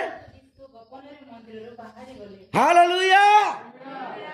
ସେମାନେ ବୁଝି ପାରିଲେ ନାହିଁ সেই ফিলর অফ ফায়ার ଯିଏ କି ପ୍ରଭୁ ସ୍ୱୟଂ ନିଜେ ଅଟନ୍ତି ସେମାନଙ୍କୁ ସେଇ ଅଗ୍ନିସ୍ତମ୍ଭ ଦ୍ୱାରା କଡ଼େଇ ନେଉଥିଲେ। ହାଲେଲୁୟା। ଆଜି ମଣ୍ଡଳୀ ମଧ୍ୟରେ ଯଦି ପ୍ରଭୁଙ୍କର ଉପସ୍ଥିତି ଯଦି ଆମେ ଅନୁଭବ କରିପାରିବା ନାହିଁ, ବାକ୍ୟ ମଧ୍ୟ ଅଲଗା ଚିନ୍ତାକୁ ନେଇଥାଏ। ହାଲେଲୁୟା। ଏହା ଦର୍ଶନ ଯେ ମରୁଭୂମିର ଅଗ୍ନିସ୍ତମ୍ଭ ଏବଂ ନୂତନ ନିୟମର ଖ୍ରୀଷ୍ଟ ଏକକ ପରମେଶ୍ୱରଙ୍କର ପ୍ରକାଶନ ଅଟେ। ହାଲେଲୁୟା। ମରୁଭୂମିରେ ଇସ୍ରାଏଲ ଲୋକମାନଙ୍କୁ ଯେଉଁ ଯତ୍ନ କରି ନେଉଥିଲା ସେହି ଅଗ୍ନିସ୍ତମ୍ଭ ଏବଂ ଏହି ସମୟରେ ମଣ୍ଡଳୀକୁ ସ୍ୱର୍ଗକୁ ନୀତ କରିବା ପାଇଁ ପ୍ରସ୍ତୁତ କରୁଥିବା ଖ୍ରୀଷ୍ଟଙ୍କର ବାକ୍ୟ ଏକା ଅଟେ। ହାଲେଲୁୟା। ଆଉ ଅଗ୍ନିସ୍ତମ୍ଭକୁ ଅନୁସରଣ କରିବା ମଣ୍ଡଳୀ ପକ୍ଷରେ ନିତାନ୍ତ ବିଶ୍ୱାସ ଯୋଗ୍ୟ ଅଟେ। ଆଉ ସେ କ'ଣ କରେ? ସେ ବାକ୍ୟ ଦ୍ୱାରା ନେତୃତ୍ୱ ନେଇଥାଏ ଆଉ ସେ ବାକ୍ୟ ଦ୍ୱାରା ସେହି ମଣ୍ଡଳୀକୁ ଆଗକୁ କଢ଼ାଇ ନେଇଥାଏ। ଆସନ୍ତୁ ଦେଖିବା ଏକ ଗଭୀର ପ୍ରକାଶନ। ଯାତ୍ରା ପୁସ୍ତକ 3 ପର୍ବ 2 ପଦରେ ତାହା ସେ ବର୍ଣ୍ଣିତ କଲେ। କ'ଣ କଲେ? ସେ ବୁଦା ମଧ୍ୟରେ ସେ ଅଗ୍ନିକୁ ଦେଖୁଛନ୍ତି। ହାଲେଲୁୟା। ହାଲେଲୁୟା। ସେ ଖାଲି ବୁଦାକୁ ଦେଖିକି ସେତିକି ରହିଲା ନାହିଁ, କିନ୍ତୁ ସେଇ ଅଗ୍ନି କ'ଣ ତାହା ଜାଣିବା ପାଇଁ ସେ ପାଖକୁ ଗଲେ। ଯୋହନ 8 ପର୍ବ 12 ପଦ ପଢ଼ନ୍ତୁ। ଯୋହନ ପୁସ୍ତକ 8 ପର୍ବ 12 ପଦ। ଯୀଶୁ ପୁନର୍ବାର ଲୋକମାନଙ୍କୁ ଶିକ୍ଷା ଦେଇ କହିଲେ, ମୁଁ ଜଗତର ଜ୍ୟୋତି। ହାଲେଲୁୟା। ତାପରେ ଯେ ମୋହର ଅନୁଗମନ କରେ ସେ କେବେ ହେଁ ଅନ୍ଧକାରରେ ଭ୍ରମଣ କରିବ ନାହିଁ। ବାସ୍। ତାପରେ ବରଂ ଜୀବନର ଜ୍ୟୋତି ପାଇବ। ହାଲେଲୁୟା। ଅର୍ଥାତ ସେଇ ଅଗ୍ନି, ସେଇ ଉଜ୍ଜଳ, ସେଇ ଆଲୋକ କେହି ନୁହେଁ, ସ୍ୱୟଂ ପ୍ରଭୁ ଯୀଶୁ ଅଟନ୍ତି। ହାଲେଲୁୟା। ନା ସେ ଅଲଗା ଥିଲା, ଏ ପ୍ରକାର ନୁହେଁ। ସେ ସ୍ୱୟଂ ସେଇ ପ୍ରଭୁ ହିଁ ଆଜି ଆମ ସହିତ ଗମନାଗମନ କରୁଛନ୍ତି। ହାଲେଲୁୟା। ପ୍ରଭୁ ଗୌରବ ପ୍ରଶଂସା ପାଆନ୍ତୁ। ଆସନ୍ତୁ ଆମମାନଙ୍କ ଜୀବନରେ ମଧ୍ୟ ସେଇ ଅଗ୍ନିକୁ ଆଣିବା ଦରକାର ଅଛି। ଅଗ୍ନିସ୍ତମ୍ଭ ହେଉଛି ପରମେଶ୍ୱରଙ୍କ ସଦୃଶ ଦୃଶ୍ୟମାନର ଉପସ୍ଥିତି, ଯିଏ ମଶାଙ୍କ ସହିତ ଜଳୁଥିବା ସେଇ ବୁଦାର କଥା କହୁଥିଲେ। ସେହି ଅଗ୍ନିସ୍ତମ୍ଭ ଇସ୍ରାଏଲକୁ ମରୁଭୂମିରୁ ପଥ ଦେଖାଇବା ପାଇଁ ସେ କଢ଼େଇ ନେଲେ। ନୂତନ ନିୟମରେ ଏହି ଦିବ୍ୟ ଉପସ୍ଥିତି ଯୀଶୁ ଖ୍ରୀଷ୍ଟଙ୍କର ମଧ୍ୟରେ ପ୍ରକାଶିତ ହୋଇଥାଏ। ହାଲେଲୁୟା। ଏହି ନୂତନ ନିୟମ ଅର୍ଥାତ ଏହି ସମୟରେ ଏହି ଅଗ୍ନିସ୍ତମ୍ଭର ପ୍ରକାଶନ ଆମମାନଙ୍କ ମଧ୍ୟରେ ପ୍ରକାଶିତ ହୋଇଥାଏ, ଯାହାକି ପ୍ରେରିତ ପାଉଲ ଦମସ୍କସ୍ ରାସ୍ତାରେ ଏକ ମହାନ ଆଲୋକ ଦେଖିଥିଲେ। ପ୍ରେରିତ ପୁସ୍ତକ 9 ପର୍ବରେ ତାହା ଲେଖାଯାଇଅଛି। ହାଲେଲୁୟା। ସେ ଯେତେବେଳେ ପ୍ରଭୁଙ୍କୁ ତାଡ଼ନା କରୁଥିଲେ, ସେ ଯୀଶୁ ନାମର ଅପମାନିତ କରୁଥିଲେ, ସେତେବେଳେ ପ୍ରଭୁ ସେଇ ଅଗ୍ନି ଦ୍ୱାରା ତାକୁ କଥା କହିଥିଲେ। ହାଲେଲୁୟା। 9 ପର୍ବ ତାହା ଯାହାକୁ ଭାଇ ବ୍ରାନାମ୍ ଖ୍ରୀଷ୍ଟଙ୍କର ମହିମାର ପ୍ରକାଶନ ଭାବେ ବ୍ୟାଖ୍ୟା କରୁଛନ୍ତି। ହାଲେଲୁୟା। ତାଙ୍କ ଶିକ୍ଷା ଅନୁଯାୟୀ ଅଗ୍ନିସ୍ତମ୍ଭ ସଦା ବାକ୍ୟ ସହିତ ଯୁକ୍ତି କରେ। ହାଲେଲୁୟା। ହାଲେଲୁୟା। ଯେତେବେଳେ ବାକ୍ୟ ସମ୍ପୂର୍ଣ୍ଣ ଭାବେ ଆମକୁ ପ୍ରକାଶନ ଦେଖାଇଥାଏ, ତାହାଠାରେ ଅଗ୍ନିର ସେଇ ଶିକ୍ଷା ମଧ୍ୟ ଆମକୁ ପ୍ରକାଶ କରିଥାଏ। ହାଲେଲୁୟା। ଆଉ ସେଥିପାଇଁ ଆମମାନଙ୍କ ପାଇଁ ଯେଉଁଠାରେ ପରମେଶ୍ୱରଙ୍କ ସତ୍ୟ ଉପସ୍ଥିତ ରହେ, ସେଠାରେ ବାକ୍ୟର ପ୍ରକାଶନ ରହେ। ହାଲେଲୁୟା। ପରମେଶ୍ୱରଙ୍କ ଉପସ୍ଥିତି ଏବଂ ବାକ୍ୟର ପ୍ରକାଶନ। ଅଗ୍ନିସ୍ତମ୍ଭ ପବିତ୍ରାତ୍ମାଙ୍କର ଉପସ୍ଥିତି ଅଟେ। ଆଉ ଏହି ପବିତ୍ରାତ୍ମା ସେମାନଙ୍କ ସହିତ କଥା କହୁଥିଲେ, ଆଉ ଏହି ପବିତ୍ରାତ୍ମା ସେମାନଙ୍କ ସହିତ ଗମନାଗମନ କରୁଥିଲେ। ହାଲେଲୁୟା। ହାଲେଲୁୟା। ଆଉ ସେଇ ଅଗ୍ନି ବା ସେଇ ଆଲୋକ ଆମ ପଥ ପାଇଁ ସେ ଆମମାନଙ୍କୁ ପଥ ଦେଖାଇଥାଏ। ହାଲେଲୁୟା। ଗୀତ ପୁସ୍ତକ 119 ପର୍ବର 105 ତୁମର ବାକ୍ୟ ମୋ ପଥ ପାଇଁ ପ୍ରଦୀପ ଅଟେ। ହାଲେଲୁୟା। ବାକ୍ୟ ଆମମାନଙ୍କୁ କ'ଣ କରିଥାଏ? ସେଇ ପଥକୁ ଦେଖାଇଥାଏ। ପ୍ରେଜ୍ ଦ ଲର୍ଡ। ହାଲେଲୁୟା। ଆଉ ଆମମାନଙ୍କ ପାଇଁ ସେଇ ବାକ୍ୟ ଆଜି ସ୍ୱର୍ଗ ରାଜ୍ୟର ଅଧିକାର କରିବା ପାଇଁ ଆମକୁ କଢ଼େଇ ନେଇଥାଏ। ହାଲେଲୁୟା।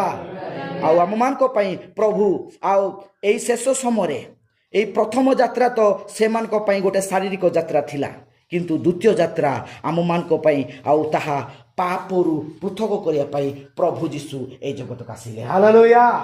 ସେଥିପାଇଁ ମଶା କହୁଛନ୍ତି, ମୋ ପରି ଜଣେ ଆସିବେ, ସେ ତୁମକୁ କ'ଣ ନେବେ? ଆଗକୁ କଢ଼େଇ ନେବେ। ହାଲେଲୁୟା। ମୋ ପରି ଅର୍ଥାତ ପ୍ରଭୁ ଯୀଶୁ ଖ୍ରୀଷ୍ଟଙ୍କ ପରି ଜଣେ ଆସିବେ, ଆଉ ସେ କ'ଣ କରିବେ? ସେମାନଙ୍କୁ କଢ଼େଇ ନେବେ। କି ପ୍ରକାର ଭାବରେ? କାରଣ ସେମାନଙ୍କୁ ଏହି ସବୁ ଟ୍ରାଡିସନାଲ ରୀତିନୀତି ପରମ୍ପରାକୁ ଛାଡ଼ି ସ୍ୱର୍ଗ ରାଜ୍ୟର ଅଧିକାର କରିବା ନିମନ୍ତେ ସେ କ୍ରୁଶରେ ମୃତ୍ୟୁବରଣ କରି ମଧ୍ୟ ସେମାନଙ୍କୁ ସ୍ୱର୍ଗ ରାଜ୍ୟ ଅଧିକାର ପାଇଁ କଢ଼ାଇ ନେଲେ। ହାଲେଲୁୟା। କିନ୍ତୁ ଦ୍ୱିତୀୟ ଯାତ୍ରାରେ ସମାପ୍ତ ହେଲା ନାହିଁ। ହାଲେଲୁୟା। ଏବେ କ'ଣ ଅଛି?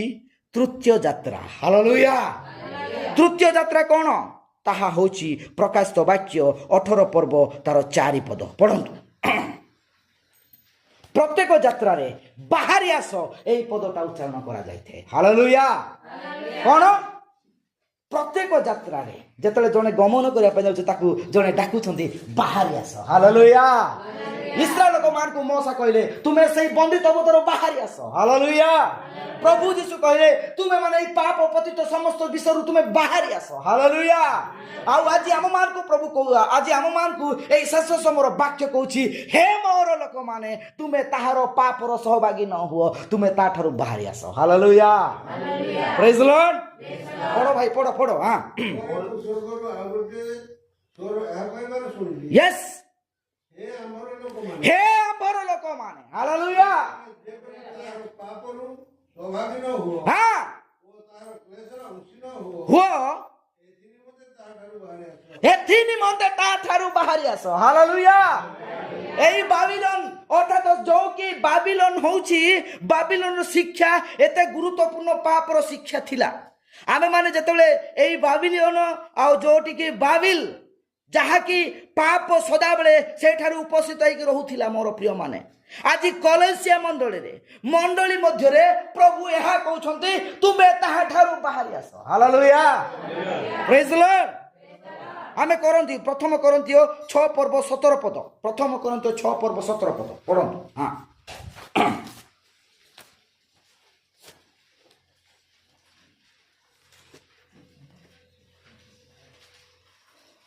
ପ୍ରେଜ୍ ଗଡ୍। କିନ୍ତୁ ଯେ ପ୍ରଭୁଙ୍କ ସହିତ ସଂଯୁକ୍ତ ହୁଏ ହଁ, ସେ ତାଙ୍କ ସହିତ ଏକ ଆତ୍ମା ହୁଏ। ଏକ ଆତ୍ମା ହୁଏ। ଓକେ। ହଁ, ତାପରେ ବ୍ୟଭିଚାର ଠାରୁ ପଳାୟନ କର। ବ୍ୟଭିଚାର ଠାରୁ ପଳାୟନ କର। ମନୁଷ୍ୟ ଅନ୍ୟ ଯେ କୌଣସି ପାପ କରେ ହଁ, ତାହା ଶରୀରର ବହିର୍ଭୂତ, କିନ୍ତୁ ଯେ ବ୍ୟଭିଚାର କରେ যে ব্যভিচার করে। ସେ ଆପଣା ନିଜ ଶରୀର ବିରୁଦ୍ଧରେ ପାପ କରେ। ହାଲେଲୁୟା। ହାଲେଲୁୟା। এটা ଦେଖୁଅଛୁ ପ୍ରଭୁ କହୁଛନ୍ତି ଏହି ସବୁ ପାପରୁ ତୁମେ ବାହାରି ଆସ। ହାଲେଲୁୟା। ପ୍ରଭୁ ଆମମାନଙ୍କ ଶେଷ ଯୁଗର ଡାକରା ଏଇ ଲାଷ୍ଟର ତୃତୀୟ ଯାତ୍ରା ଆମମାନଙ୍କୁ କାହାଠାରୁ ବାହାରି ଆସିବାର ଅଛି? ଏଇ ପାପ ଠାରୁ ବାହାରି ଆସିବାର ଅଛି। ହାଲେଲୁୟା। ପ୍ରେଜ୍ ଦ ଲର୍ଡ। ପ୍ରେଜ୍ ଦ ଲର୍ଡ। এটা লেখা ହେଇଛି ପ୍ରକାଶିତ ବାକ୍ୟ ଆପଣମାନେ ଘରକୁ ଯାଇ ପଢ଼ିବେ 18 ପର୍ବର ଘଟଣା। ଏଇଠି ବାବିଲନର ପାପ ଅଛି। এই ବାବିଲନ କ'ଣ କରିଥାଏ? ଟ୍ରାଡିସନାଲକୁ ବାକ୍ୟ ସହିତ ମିଶ୍ରିତ କରି ଗୋଟେ ଡକ୍ଟ୍ରିନାଲ ଶିକ୍ଷା ଦେଇଥାଏ। ହାଲେଲୁୟା। ପ୍ରେଜ୍ ଦ ଲର୍ଡ। ଆମକୁ ଲୋକମାନେ କହୁଛନ୍ତି ତମ ଡକ୍ଟ୍ରିନାଲ ଟିକେ ଅଲଗା। ମୁଁ କହିଲି ଭାଇ ଆମ ଡକ୍ଟ୍ରିନାଲ ନୁହଁ। ଡକ୍ଟ୍ରିନାଲ କାହାକୁ କୁହାଯାଏ ଜାଣିଛ ନା? ଜଣଙ୍କର ଜ୍ଞାନକୁ ବାଇବଲରେ ମିଶା ହେଉଛି ଡକ୍ଟ୍ରିନାଲ। ହାଲେଲୁୟା। ଆମର ବାକ୍ୟ ସମ୍ପୂର୍ଣ୍ଣ ପ୍ରକାଶନ ଅଟେ। ହାଲେଲୁୟା। ପ୍ରେଜ୍ ଦ ଲର୍ଡ। ଆମର ଡକ୍ଟ୍ରିନାଲ ନୁହଁ। ଆମେ ଆଉ ଅଲଗା ଗୋଟେ ଓନ୍ଲି ଜିଜସ୍ ବୋଲି ନାମ ଗୋଟେ ମିଶନ ଗୋଟେ ଅଛି, କିନ୍ତୁ ଆମ ଓନ୍ଲି ଜିଜସ୍ ବି ନୁହଁ। ହାଲେଲୁୟା। ତାହା ଗୋଟେ ସଂସ୍ଥା ମଧ୍ୟ ଅଛି। ଓନ୍ଲି ଜିଜସ୍ କହି ଗୋଟେ ସଂସ୍ଥା ଅଛି। ପ୍ରେଜ୍ ଦ ଲର୍ଡ। ଆମେ ସେଇ ସଂସ୍ଥାରେ ଜଡ଼ିତ ନୁହଁ। ଆମେ ବାକ୍ୟରେ ତ ପ୍ରମାଣ ଦେଇପାରିବୁ ଏକ ପ୍ରଭୁ ବୋଲି। ହାଲେଲୁୟା। ପ୍ରେଜ୍ ଦ ଲର୍ଡ। 3 ବର୍ଷ ଆମେ ଟ୍ରେନିଂ ନେବା ଲୋକ ନାହିଁ। ହାଲେଲୁୟା। ଆମର ଟ୍ରାଡିସନାଲ ବା ଡକ୍ଟ୍ରିନାଲ ନୁହଁ। କିନ୍ତୁ ଏହି କ'ଣ କଲା? ଏହି ବାବିଲନର ଯୋଉ ପ୍ରଭୁଙ୍କର ଉପସ୍ଥିତିକୁ ସେ କ'ଣ କଲେ? ନିଜର ମନର ଜ୍ଞାନ ଦ୍ୱାରା ମିଶାଇବା ପାଇଁ ଚେଷ୍ଟା କଲେ। ହାଲେଲୁୟା। ପ୍ରେଜ୍ ଦ ଲର୍ଡ। ଦେଖନ୍ତୁ ଏଇଟା ସେ କ'ଣ କରୁଅଛି? ନିଜର ମନର ଜ୍ଞାନକୁ ସେ ମିଶାଇବା ପାଇଁ ଚେଷ୍ଟା କରୁଅଛି। ଆଉ ତାହାର ଠାରୁ ବାହାରି ଆସିବାର ପ୍ରଥମ ନିଦର୍ଶନ ହେଉଛନ୍ତି ମୋଶା, ଅବ୍ରାହମ। ହାଲେଲୁୟା। ହାଲେଲୁୟା। ଏହି ସବୁ ବିଷୟରୁ ସେଇ ବାବିଲନ ଠାରୁ ବାହାରି ଆସିବାର ଲୋକ ହେଉଛନ୍ତି ପ୍ରଥମେ କିଏ? ଅବ୍ରାହମ। ହାଲେଲୁୟା। ବାହାରେ ଆସନ୍ତୁ ପଢ଼ିବା ଆଦି ପୁସ୍ତକ 12 ପର୍ବ 1 ପଦ।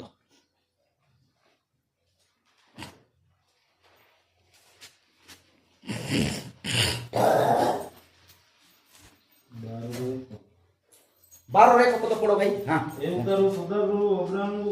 କହିଲେ ଆପଣା ଦେଶ ଓ ଜାତି କୁଟୁମ୍ବ ଓ ପୈତୃକ ଗୃହ ପରିତ୍ୟାଗ କରି ଆମ୍ଭେ ଯେଉଁ ଦେଶ ତୁମକୁ ଦେଖାଇବା ସେହି ଦେଶକୁ ଯାଅ। ଅର୍ଥାତ ଆମମାନଙ୍କ ଯାତ୍ରା ପୂର୍ବରୁ ଗୋଟେ ସହର ଉଠିଥାଏ, ତୁମେ ମାନେ ତା ଠାରୁ ବାହାରି ଆସ। ହାଲେଲୁୟା।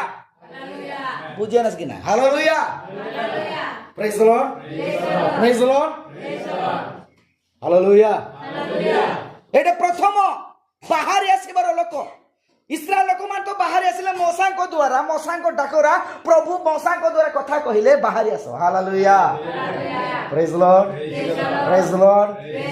କିନ୍ତୁ ସମ୍ପୂର୍ଣ୍ଣ ପୃଥକ ଭାବରେ ଅବ୍ରାହମ ହେଉଛନ୍ତି ପ୍ରଭୁଙ୍କର ମନର ମତ ବ୍ୟକ୍ତି, ମନ ଆଉ ପ୍ରଭୁ ତାହାଙ୍କର ନାମ ଏଇ ସମ୍ପୂର୍ଣ୍ଣ ପୃଥିବୀରେ ତାହାର ବଂଶ ବିସ୍ତାର କରିବା ପାଇଁ ପ୍ରଥମେ ଏଇ ଟ୍ରାଡିସନାଲ ଦ୍ୱାରା ପୃଥକ କରି ବାହାରି ଆସିବା ପାଇଁ କହୁଛନ୍ତି। ହାଲେଲୁୟା, ପ୍ରେଜ୍ ଦ ଲର୍ଡ। ତାପରେ ପଢ ଭାଇ। ଆମ୍ଭେ ତୁମଠାରୁ ଏକ ମହାଗୋଷ୍ଠୀ ଉତ୍ପନ୍ନ କରିବା, ପୁଣି ଆମ୍ଭେ ତୁମକୁ ଆଶୀର୍ବାଦ କରି ୟେସ୍ ତୁମର ନାମ ମହତ କରିବା। କଣ ପାଇଁ ପ୍ରଭୁ ବାହାରି ଆସିବା କହିଲେ? ଯଦି ସେଇ ସ୍ଥାନ ଥାନ୍ତା ପ୍ରଭୁ ତାହାଙ୍କୁ ମହାଗୋଷ୍ଠୀ ଭାବରେ ଗଣିତ କରିନଥାନ୍ତେ। Hallelujah, hallelujah. ଠିକ ସେମ୍ ପର୍ସନ ଭାଇ ଆଜି ମଧ୍ୟ ଶେଷ ସମୟରେ ଯଦି ତୃତୀୟ ଯାତ୍ରାରେ ଯିବାକୁ ହେଲେ ଆମମାନଙ୍କୁ ବାବିଲୋନର ସମସ୍ତ ବିଷୟକୁ ଆଉ ସବୁ ବିଷୟକୁ ଆମେ ପରିତ୍ୟାଗ କରିବାର ଅଛି। ହାଲେଲୁୟା। এই বাবিলନରେ କ'ଣ ଅଛି? ଜିଜାବେଲ ଶିକ୍ଷା ଅଛି। এই ବାବିଲନରେ ନିକୋଲାତୀୟ ଶିକ୍ଷା ଅଛି। এই ବାବିଲନରେ ଅନେକ ଟ୍ରାଡିସନାଲ ପରମ୍ପରା, ରୀତିନୀତି। ହାଲେଲୁୟା। ବାକ୍ୟର ଅବାଧ୍ୟତା, ବାକ୍ୟକୁ ମିଳାମିଳି କରିକି ମୋଡ଼ାମୋଡ଼ି କରିକି ହଁ କ'ଣ ହଉଛନ୍ତି ହବ ନାହିଁ କି ସେଇ ପ୍ରକାର ହେଇପାରିବ। ପ୍ରେଜ୍ ଦ ଲର୍ଡ, ହାଲେଲୁୟା, ହାଲେଲୁୟା। ଏବେ ଏବେ କେତେ କହିଲେ ବି ଆମେ ଶୁଣିବୁ ନାହିଁ, କାହିଁକି ନା ଆମେ ବାକ୍ୟକୁ ଏବେ ଅନୁସରଣ କରୁଅଛୁ। ହାଲେଲୁୟା, ପ୍ରେଜ୍ ଦ ଲର୍ଡ।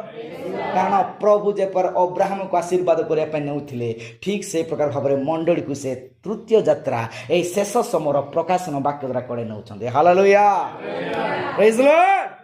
କ'ଣ କହିଲେ? ତୁମେ ତା ଠାରୁ ବାହାରି ଆସ। ଭାଇ ତାପରେ ପଢ ଭାଇ। ପଢ ଗୁଡ୍।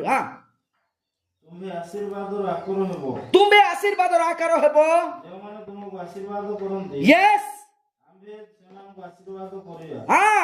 ତାପରେ ପୁଣି ଯେ କେହି ତୁମକୁ ଅଭିଶାପ ଦିଏ, ୟେସ୍, ଦେଖନ୍ତୁ ଏଟା ଗୋଟେ ଗୁରୁତ୍ୱପୂର୍ଣ୍ଣ ବିଷୟ। ହାଲେଲୁୟା। ଯେଉଁମାନେ ତୁମକୁ ଆଶୀର୍ବାଦ କରିବେ ଆମେ ତାହାକୁ କ'ଣ କରିବା? ଆଶୀର୍ବାଦ।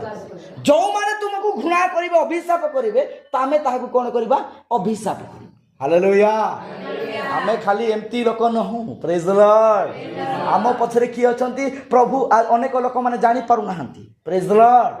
ଆମମାନଙ୍କ ସହିତ ପ୍ରଭୁ ଠିଆ ହେଇଛନ୍ତି। ହାଲେଲୁୟା। ତମେ ମତେ କ'ଣ ଅଭିଶାପ ଦେବ? ପ୍ରଭୁ ତାଙ୍କୁ ଅଭିଶାପ ଦେଉଛନ୍ତି। ହାଲେଲୁୟା।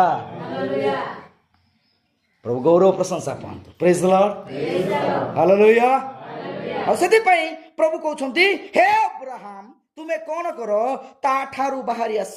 ଠିକ୍ ସେଇ ପ୍ରକାର ଭାବରେ ଯାତ୍ରା ପୁସ୍ତକ ତାର 12 ପର୍ବ 31 ପଦରେ ମଧ୍ୟ ସେମାନଙ୍କୁ ହେଲା ତୁମେ ତା ଠାରୁ ବାହାରି ଆସ। ହାଲେଲୁୟା। ପଢ ପଢ। ଇସ୍ରାଏଲ ଅର୍ଥାତ ମଣ୍ଡଳୀକୁ। ଯାତ୍ରା 12:31।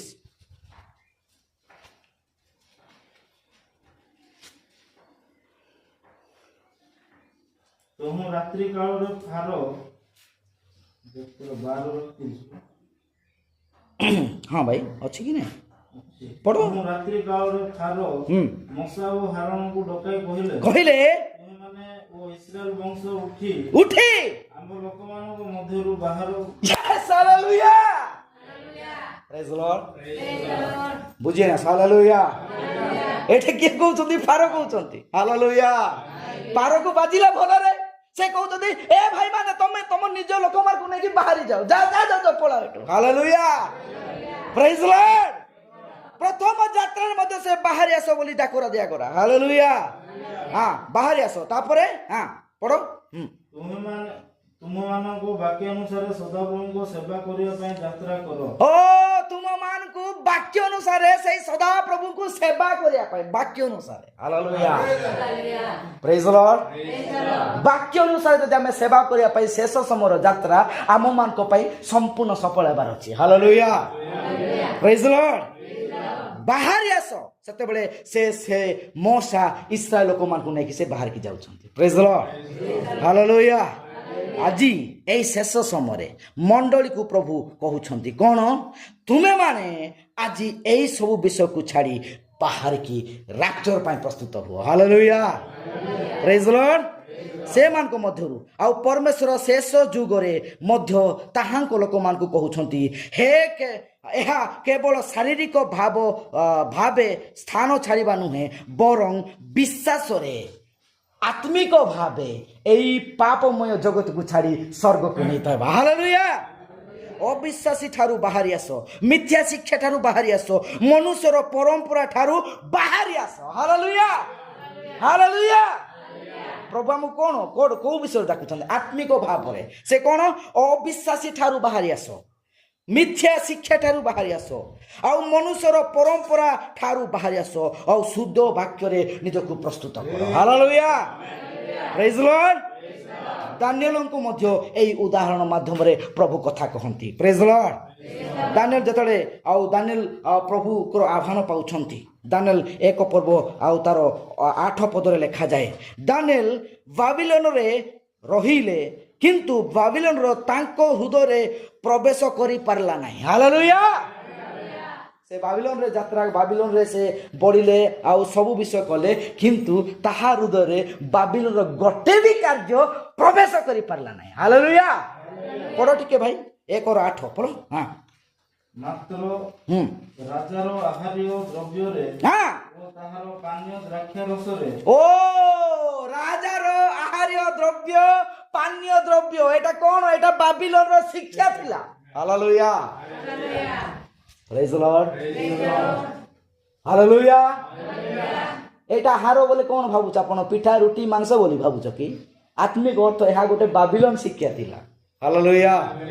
ସେ କ'ଣ କଲେ ଭାଇ? ପଢ଼ ଗୁଡ୍। ରାଜାର ଆହାର୍ୟ ଦ୍ରବ୍ୟରେ ୟେସ୍ ଓ ତାହାର ପାନୀୟ ଦ୍ରାକ୍ଷା ରସରେ ଆପଣଙ୍କୁ ଅଶୁଚି ନ କରିବା ପାଇଁ ଦାନିଏଲ ନିଜ ମନରେ ସ୍ଥିର କଲେ। ଏହାକୁ ଅଶୁଚି କରିବା ପାଇଁ। ହାଲେଲୁୟା। ନିଜ ହୃଦୟକୁ ଅଶୁଚି କରି ପାପରେ ପତିତ ହେବା ପାଇଁ ସେ କେବେ ବି ତାହା ଗ୍ରହଣ କଲେ ନାହିଁ। ସେ କହୁଛନ୍ତି, ବିନତି କହୁଛି, ମହାରାଜ ଆମକୁ କିଛି ଦରକାର ନାହିଁ, ମୁଁ ଏ ବିଷୟ କହିବି ନାହିଁ। ହାଲେଲୁୟା। ଆଉ ସେ କହୁଛନ୍ତି, ତାପରେ ପଢ ବାବା। ସେ ଯେପରି ଆପଣଙ୍କୁ ଅଶୁଚି ନ କରନ୍ତି, ୟେସ୍, ଏଥିପାଇଁ ସେ ନପୁଂସକାଧିପତିକି ନିବେଦନ କଲେ। ସେତେବେଳେ ପରମେଶ୍ୱର ସେହି ନପୁଂସକାଧିପତି ଦୃଷ୍ଟିରେ ଦାନିଏଲକୁ ଅନୁଗ୍ରହ ଓ ଦୟାର ପାତ୍ର କଲେ। ହାଲେଲୁୟା। ଦାନିଏଲକୁ ସେ କ'ଣ କଲେ? ତାହା ଦେବା ପାଇଁ ସେ ବାଧ୍ୟ କଲେ ନାହିଁ। ନାଇଁ, ସେ ଯଦି ଖାଇବ ନାହିଁ, ଛାଡ଼ି ଦିଅ, ତାକୁ ଛାଡ଼ି ଦିଅ, କିଛି ଦରକାର ନାହିଁ। ହାଲେଲୁୟା, ପ୍ରେଜ୍ ଦ ଲର୍ଡ, ପ୍ରେଜ୍ ଦ ଲର୍ଡ। ତାପରେ ଭାଇ ପଢ।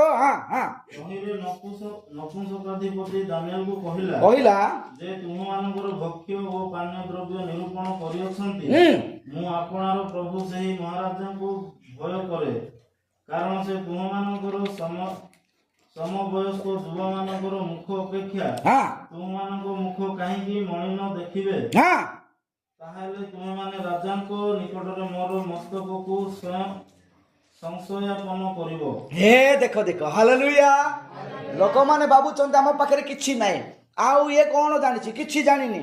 କିନ୍ତୁ ପ୍ରଭୁ ଜାଣିଛନ୍ତି ଆମେ ମାନେ ଏଇ ଜାଗତିକ ଆହାରରେ ନିଜକୁ ଆମେ ପ୍ରସ୍ତୁତ କରୁନୁ, ଆମେ ପ୍ରକାଶନ ବାକ୍ୟ ଦ୍ୱାରା ପ୍ରସ୍ତୁତ କରୁଛୁ ଭାଇ। ହାଲେଲୁୟା, ପ୍ରେଜ୍ ଦ ଲର୍ଡ।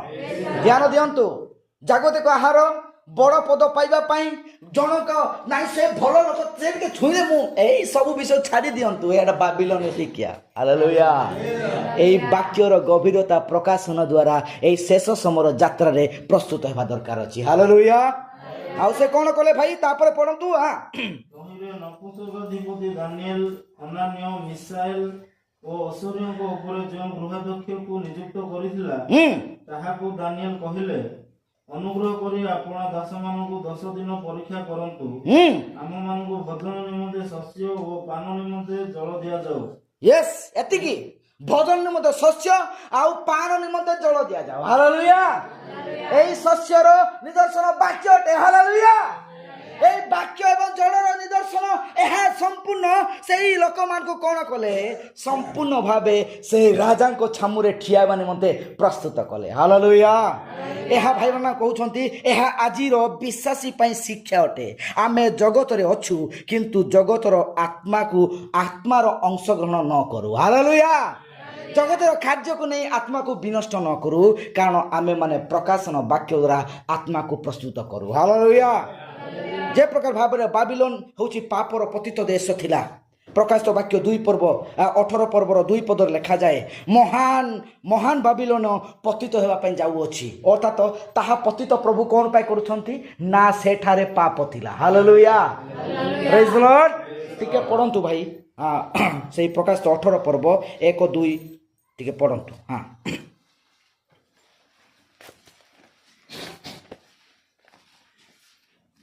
ଏଥି ଉତ୍ତରେ ମୁଁ ଆଉ ଜଣେ ଦୂତଙ୍କୁ ସ୍ୱର୍ଗରୁ ଓହ୍ଲାଇ ଆସିବାର ଦେଖିଲି। ସେ ମହା କ୍ଷମତାପନ୍ନ, ତାହାଙ୍କ ମହିମାରେ ପୃଥିବୀ ଆଲୋକମୟ ହେଇଗଲା। ସେ ମହାଶବ୍ଦ କରି ଉଚ୍ଚ ସ୍ୱରରେ କହିଲେ, ମହାନଗରୀ ବାବିଲ ପତିତ, ଅଧପତିତ ହୋଇଅଛି। ଓକେ, ତାପରେ ତାହା ଭୂତମାନଙ୍କ ବାସସ୍ଥାନ, ତାହା ଭୂତମାନଙ୍କର ବାସସ୍ଥାନ, ପୁଣି ଅଶୁଚି ଆତ୍ମାମାନଙ୍କର ଏବଂ ଅଶୁଚି ଓ ଘୃଣ୍ୟ ପକ୍ଷୀମାନଙ୍କର ଆଶ୍ରୟ ସ୍ଥାନ। ଏହା ଘୃଣ୍ୟ ପଶୁ ଏବଂ ଅଶୁଚି ଆତ୍ମାମାନଙ୍କ ଦ୍ୱାରା ତାହା ବାସସ୍ଥାନ ହୋଇଅଛି। ପ୍ରତ୍ୟେକ ମନୁଷ୍ୟକୃତ ବ୍ୟବସ୍ଥା ଏକ ଦିନ ପତିତ ହେବ, କିନ୍ତୁ ପରମେଶ୍ୱରଙ୍କ ବାକ୍ୟ ଚିରସ୍ଥାୟୀ ରହିବ। ହାଲେଲୁୟା। ବାଇବଲ କୁହେ ମାଥ୍ୟୁ ପୁସ୍ତକ 24 ପର୍ବର 35 ପଦ। ପ୍ରେଜ୍ ଦ ଲର୍ଡ। ହାଲେଲୁୟା। ସବୁ ବିଷୟ ପତିତ ହେବ, ସବୁ ବିଷୟ ବି ନଷ୍ଟ ହେବ। এই ବାବିଲୋନର ସବୁ ପାପ ଦିନେ ପତିତ ହେବ ଭାଇ। ମଣ୍ଡଳୀ ରାପ୍ଚର ଉର୍ଦ୍ଧଗମନ ହେଲା ପରେ ଏହା ସମ୍ପୂର୍ଣ୍ଣ ଭାବେ ବିନଷ୍ଟ ହେବା ପାଇଁ ଯାଉଅଛି। ହାଲେଲୁୟା। ପ୍ରେଜ୍ ଦ ଲର୍ଡ। ପ୍ରେଜ୍ ଦ ଲର୍ଡ। କିନ୍ତୁ ଯଦି ସେହି ପ୍ରକାର ବାବିଲୋନର ଶିକ୍ଷା ଆମ ପାଖରେ ଅଛି, ଆଜି ମଧ୍ୟ ପ୍ରଭୁ ଆମକୁ ଡାକରା ଦେଉଛନ୍ତି, କାହିଁ ଶେଷ ଯାତ୍ରା ଆମମାନଙ୍କର ଚାଲିଅଛି, ତୁମେ ତାଠାରୁ ବାହାରି ଆସ। ହାଲେଲୁୟା। ପ୍ରେଜ୍ ଦ ଲର୍ଡ। ଖାଲି ସେହି ସମୟ ପାଇଁ ନୁହେଁ, ପ୍ରଭୁ ଆଜି ଆମକୁ କହୁଛନ୍ତି ତୁମେ ତାଠାରୁ ବାହାରି ଆସ। ପ୍ରେଜ୍ ଦ ଲର୍ଡ। ପଢ଼ନ୍ତୁ ମାଥ୍ୟୁ 24:35। ଆକାଶ ଓ ପୃଥିବୀ ଲୋପ ପାଇବ। ଓକେ, ମୋର ବାକ୍ୟ ସମୂହ କଦାପି ଲୋପ ପାଇବ ନାହିଁ। ହାଲେଲୁୟା। ଏହି ବାକ୍ୟ ସଦାବେଳେ ପ୍ରଭୁ ଆମ ସହିତ କଥା କହୁଛନ୍ତି। ଏଠାରେ ବାବିଲୋନରେ ପାପ କିପରି ଭାବେ ପ୍ରବେଶ ହେଲା, ଆଦି ପୁସ୍ତକ 11 ପର୍ବରେ ଏହି ବାବିଲୋନର ଶବ୍ଦ ଆସୁଅଛି, ବାବିଲୋନର ଘଟଣା ଆସୁଅଛି। ଆପଣମାନେ ଘର ଯାଇକି ପଢ଼ିବେ। ଆଉ ସେଠାରେ ପାପ ସମ୍ପୂର୍ଣ୍ଣ ପ୍ରଭୁଙ୍କର ଉପସ୍ଥିତିକୁ ଅଗ୍ରାହ୍ୟ କରୁଅଛି। ଆଉ ସେ କ'ଣ କରୁଅଛି, ଲୋକମାନଙ୍କ ମନରେ ଗୋଟେ ପ୍ରକାର ଚିନ୍ତାକୁ ସେ ଦର୍ଶାଉଅଛି, ଆମେ ଗୋଟେ ପ୍ରକାର ଗୋଟେ ଟାୱାର ନିର୍ମାଣ କରିବା, ତାହା ସ୍ୱର୍ଗ ପର୍ଯ୍ୟନ୍ତ ଉଠିତ ହେବ। ହାଲେଲୁୟା। ପ୍ରେଜ୍ ଦ ଲର୍ଡ। କିଏ ଦେଉନି ବା ତମକୁ ପରିତ୍ରାଣ? ମୁଁ ଦେବି। ଆଜି ଲୋକମାନଙ୍କ ପାଖରେ ସେଇ ମଧ୍ୟ ଗୋଟେ କ'ଣ ଅଛି, ଅଧିକାର ଥିଲା ଭଳିଆ ଲୋକମାନେ କହୁଛନ୍ତି। ପ୍ରେଜ୍ ଦ ଲର୍ଡ। ଆରେ ଭାଇ, କାହା ପାଖରେ ପରିତ୍ରାଣ ନାହିଁ, ଜଣଙ୍କ ପାଖରେ। ତାହା ହେଉଛି ସେଇ ଆକାଶ ପୃଥିବୀ ଲୋପ ପାଇବ, କିନ୍ତୁ ସେଇ ବାକ୍ୟରେ ହିଁ ଆମମାନଙ୍କର ଉଦ୍ଧାର ଅଛି। ହାଲେଲୁୟା। ପ୍ରେଜ୍ ଦ ଲର୍ଡ। ସେଥିପାଇଁ ଆମମାନଙ୍କୁ ସବୁ ବିଷୟରୁ ପୃଥକ ହେବା ନିମନ୍ତେ ପ୍ରଭୁ ଆମମାନଙ୍କୁ କଥା କହୁଛନ୍ତି। ପ୍ରେଜ୍ ଦ ଲର୍ଡ। ଆଉ ଆସନ୍ତୁ, ପରମେଶ୍ୱରଙ୍କ ଲୋକମାନେ ସଦା ବାବିଲୋନରୁ ବାହାରି ଆସନ୍ତି, କାରଣ ପରମେଶ୍ୱରଙ୍କ ସ୍ୱର ସଦା କହେ, ହେ ମୋହର ଲୋକମାନେ ତାଠାରୁ ବାହାରି ଆସ। ହାଲେଲୁୟା। ହାଲେଲୁୟା। ବାବିଲୋନ ମିଶ୍ରିତ ଶିକ୍ଷା ବିଷୟରେ ବାଇବଲରେ ଅନେକ ବିଷୟ ଲେଖାଯାଇଛି। ପରମେଶ୍ୱରଙ୍କ ସତ୍ୟ ବାକ୍ୟ ସହିତ ମନୁଷ୍ୟର ଧାରଣା, ପରମ୍ପରାକୁ କିମ୍ବା ମିଥ୍ୟା ଶିକ୍ଷାକୁ ସେମାନେ ମିଶାଇଥାନ୍ତି। ହାଲେଲୁୟା। ମାର୍କ ପୁସ୍ତକ 7 ପର୍ବ 7 ଏବଂ 8 ପଦ ଲେଖାଯାଏ, ପ୍ରଭୁଙ୍କର ସତ୍ୟ ଶିକ୍ଷାରେ ଏମାନେ ପରମ୍ପରାକୁ ମିଶାଇକି ଶିକ୍ଷା ଦେଇଥାନ୍ତି। ହାଲେଲୁୟା।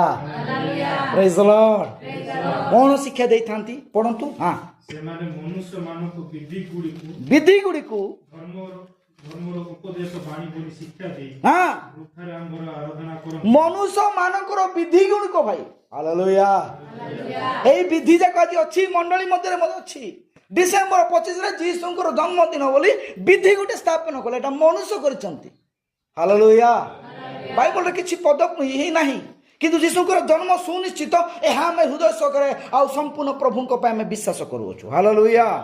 ଆଉ ସେମାନେ କ'ଣ କରନ୍ତି, ସେମାନେ ମନୁଷ୍ୟର ସବୁ ଆଜ୍ଞାକୁ ଶିକ୍ଷା ରୂପେ ମିଶାଇ ଉପାସନା, ବୃଥାରେ ଆମର ଉପାସନା କରନ୍ତୁ। ତାପରେ ପଢ଼ ଭାଇ। ସେମାନେ ପ୍ରଭୁଙ୍କ ଆଜ୍ଞା ପରିତ୍ୟାଗ କରି ମନୁଷ୍ୟମାନଙ୍କ ପରମ୍ପରାଗତ ରୀତିନୀତି ଧରି ବସିଅଛନ୍ତି। ଏହି ସବୁ ବିଷୟରୁ ବାହାରି ଆସିବା ପ୍ରଭୁ କହୁଛନ୍ତି। ହାଲେଲୁୟା।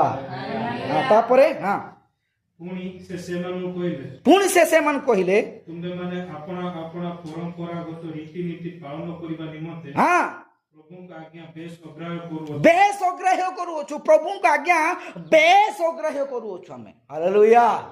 ଏଇ ଆଜ୍ଞା କଣ ଅଟେ? ବାକ୍ୟ ଅଟେ। ହାଲେଲୁୟା। ଏଇ ବାକ୍ୟକୁ ଆମେ ବେଶ ଅଗ୍ରାହ୍ୟ କରୁଅଛୁ ମୋର ପ୍ରିୟ ମାନେ। ପ୍ରେଜ୍ ଦ ଲର୍ଡ, ପ୍ରେଜ୍ ଦ ଲର୍ଡ। ବେଶ ଅଗ୍ରାହ୍ୟ କରୁଅଛୁ, କିନ୍ତୁ ବାକ୍ୟ ସଦାବେଳେ ପ୍ରଭୁଙ୍କର ଉପସ୍ଥିତିରେ ମଣ୍ଡଳୀକୁ ସେ କହିଥାଏ, କ'ଣ କହିଥାଏ? ମୁଁ କିମ୍ବା ଅନ୍ୟ ଜଣେ ଆସି ଯଦି ଏହି ବାକ୍ୟ ବିରୁଦ୍ଧରେ କଥା କହିବ, ଗାଲାତି ପୁସ୍ତକ 1:8 ପଢନ୍ତୁ। କିମ୍ବା ସ୍ୱର୍ଗଦୂତ ଏହି ବାକ୍ୟ, ପ୍ରକାଶନର ବାକ୍ୟ, ଏ ଶେଷ ସମୟର ବାକ୍ୟ ବିରୁଦ୍ଧରେ ଯଦି ଅନ୍ୟ ଲୋକ ଯଦି କହିଲା, ସେ ଶାପଗ୍ରସ୍ତ ହେବ। ପ୍ରେଜ୍ ଦ ଲର୍ଡ, ହାଲେଲୁୟା। ପଢ ପଢ। କିନ୍ତୁ ଯେଉଁ ସୁସମାଚାର ଆମେମାନେ ତୁମମାନଙ୍କ ନିକଟରେ ପ୍ରଚାର କରିଥିଲୁ, ଯଦି ଆମେମାନେ କିମ୍ବା ସ୍ୱର୍ଗଦୂତ ହେଲେ ମଧ୍ୟ କେହି ତତ୍ଭିନ୍ନ ଅନ୍ୟ ସୁସମାଚାର ପ୍ରଚାର କରେ, ତେବେ ସେ ଶାପଗ୍ରସ୍ତ ହେଉ। অর্থাৎ সে মিশ্রিত শিক্ষা, বাবিলন শিক্ষা আসিকি যদি প্রচার করিব, সে শাপগ্রস্ত হেউ। Hallelujah, hallelujah.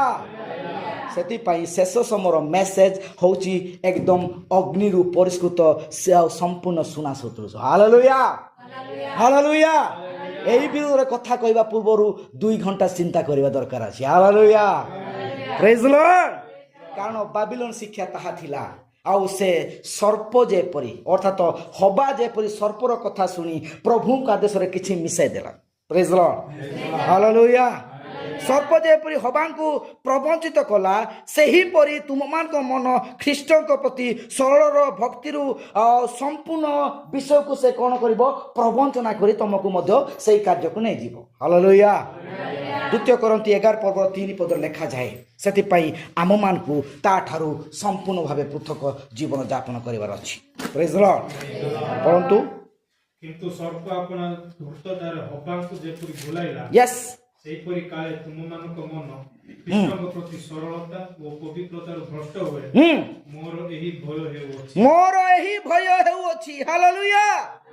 ମୋର ଏହି ଭୟ ହେଉଅଛି।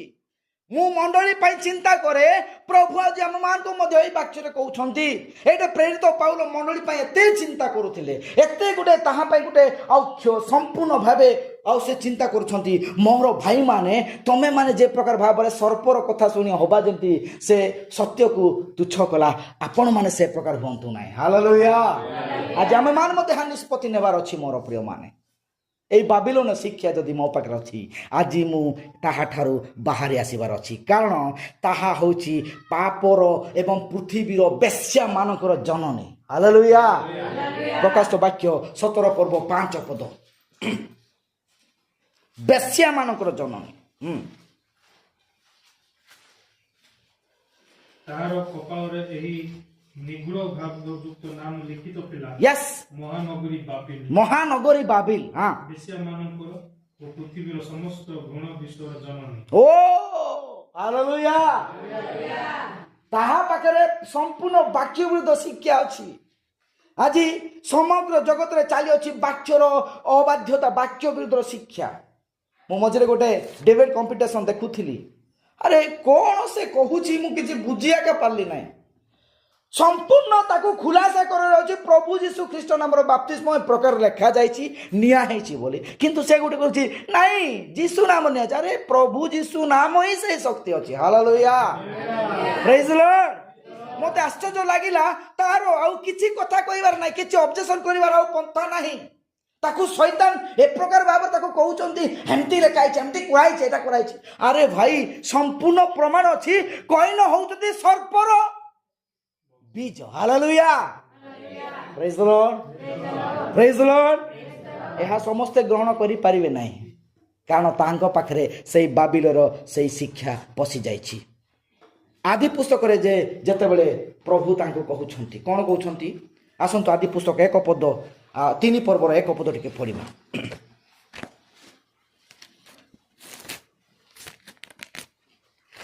ସଦାପ୍ରଭୁ ପରମେଶ୍ୱରଙ୍କ ନିର୍ମିତ ଭୂଚର ପଶୁମାନଙ୍କ ମଧ୍ୟରେ ସର୍ପ ସର୍ବାପେକ୍ଷା ଖଳ ଥିଲା ଇଏ ବଡ଼ ଭୟଙ୍କର ଲୋକ ଥିଲା ସର୍ପ ନାଇଁ କି ଇଏ ସଦାବେଳେ ବାବିଲୋନ ଠାରୁ ବାହାରିଥିବା ଲୋକ ଇଏ ବାବିଲୋନର ଆତ୍ମା ଅଟେ ହାଲେଲୁୟା ଏହା କିଛି ନୁହେଁ ଏଟା ବାବିଲୋନର ଆତ୍ମା ସେ ବାକ୍ୟର ଆଉ ବାକ୍ୟକୁ ମିଳାବାଟ କରିବା ପାଇଁ ସେ ସଦାବେଳେ ଶୈତାନ ସମ୍ପୂର୍ଣ୍ଣ ମିଥ୍ୟା କହିଥିଲା ସେ ପରମେଶ୍ୱରଙ୍କ ବାକ୍ୟରେ ନିଜର ଧାରଣାକୁ ମିଶାଇଥିଲା ଏହାକୁ ଅନେକ ପ୍ରଚାରକ ମିଶ୍ରିତ ଶିକ୍ଷା ବା ପ୍ରଥମ ଉଦାହରଣ ଭାବରେ ନେଇଥାନ୍ତି ଦୃଷ୍ଟାନ୍ତ ମାଧ୍ୟମରେ ବିଶୁଦ୍ଧ ବାକ୍ୟରେ ସେମାନେ ମନୁଷ୍ୟର ପରମ୍ପରା ମିଶ୍ରିତ କରୁଥିଲେ ହାଲେଲୁୟା ସେଦିନ ଖାଲି ହବାକୁ ଶୈତାନ ମିଶାଇ ଦେଲା ମାନେ ସର୍ପ ମିଶାଇ ଦେଲା ସେତିକି ନୁହଁ ଆଜି ମଧ୍ୟ ମଣ୍ଡଳୀ ମଧ୍ୟରେ ଯଦି ଜଣେ ସତ୍ୟ ଶିକ୍ଷାକୁ ପାଇଅଛି ଏଇ ସତ୍ୟ ଶିକ୍ଷା ଟିକେ ମିଶାଇ ଦେଲା ହାଲେଲୁୟା କଣ ମିଶାଇ ଦେଲା ହଉନି କି ଏମିତି ପିନ୍ଧିଲା କା ହଉନି କି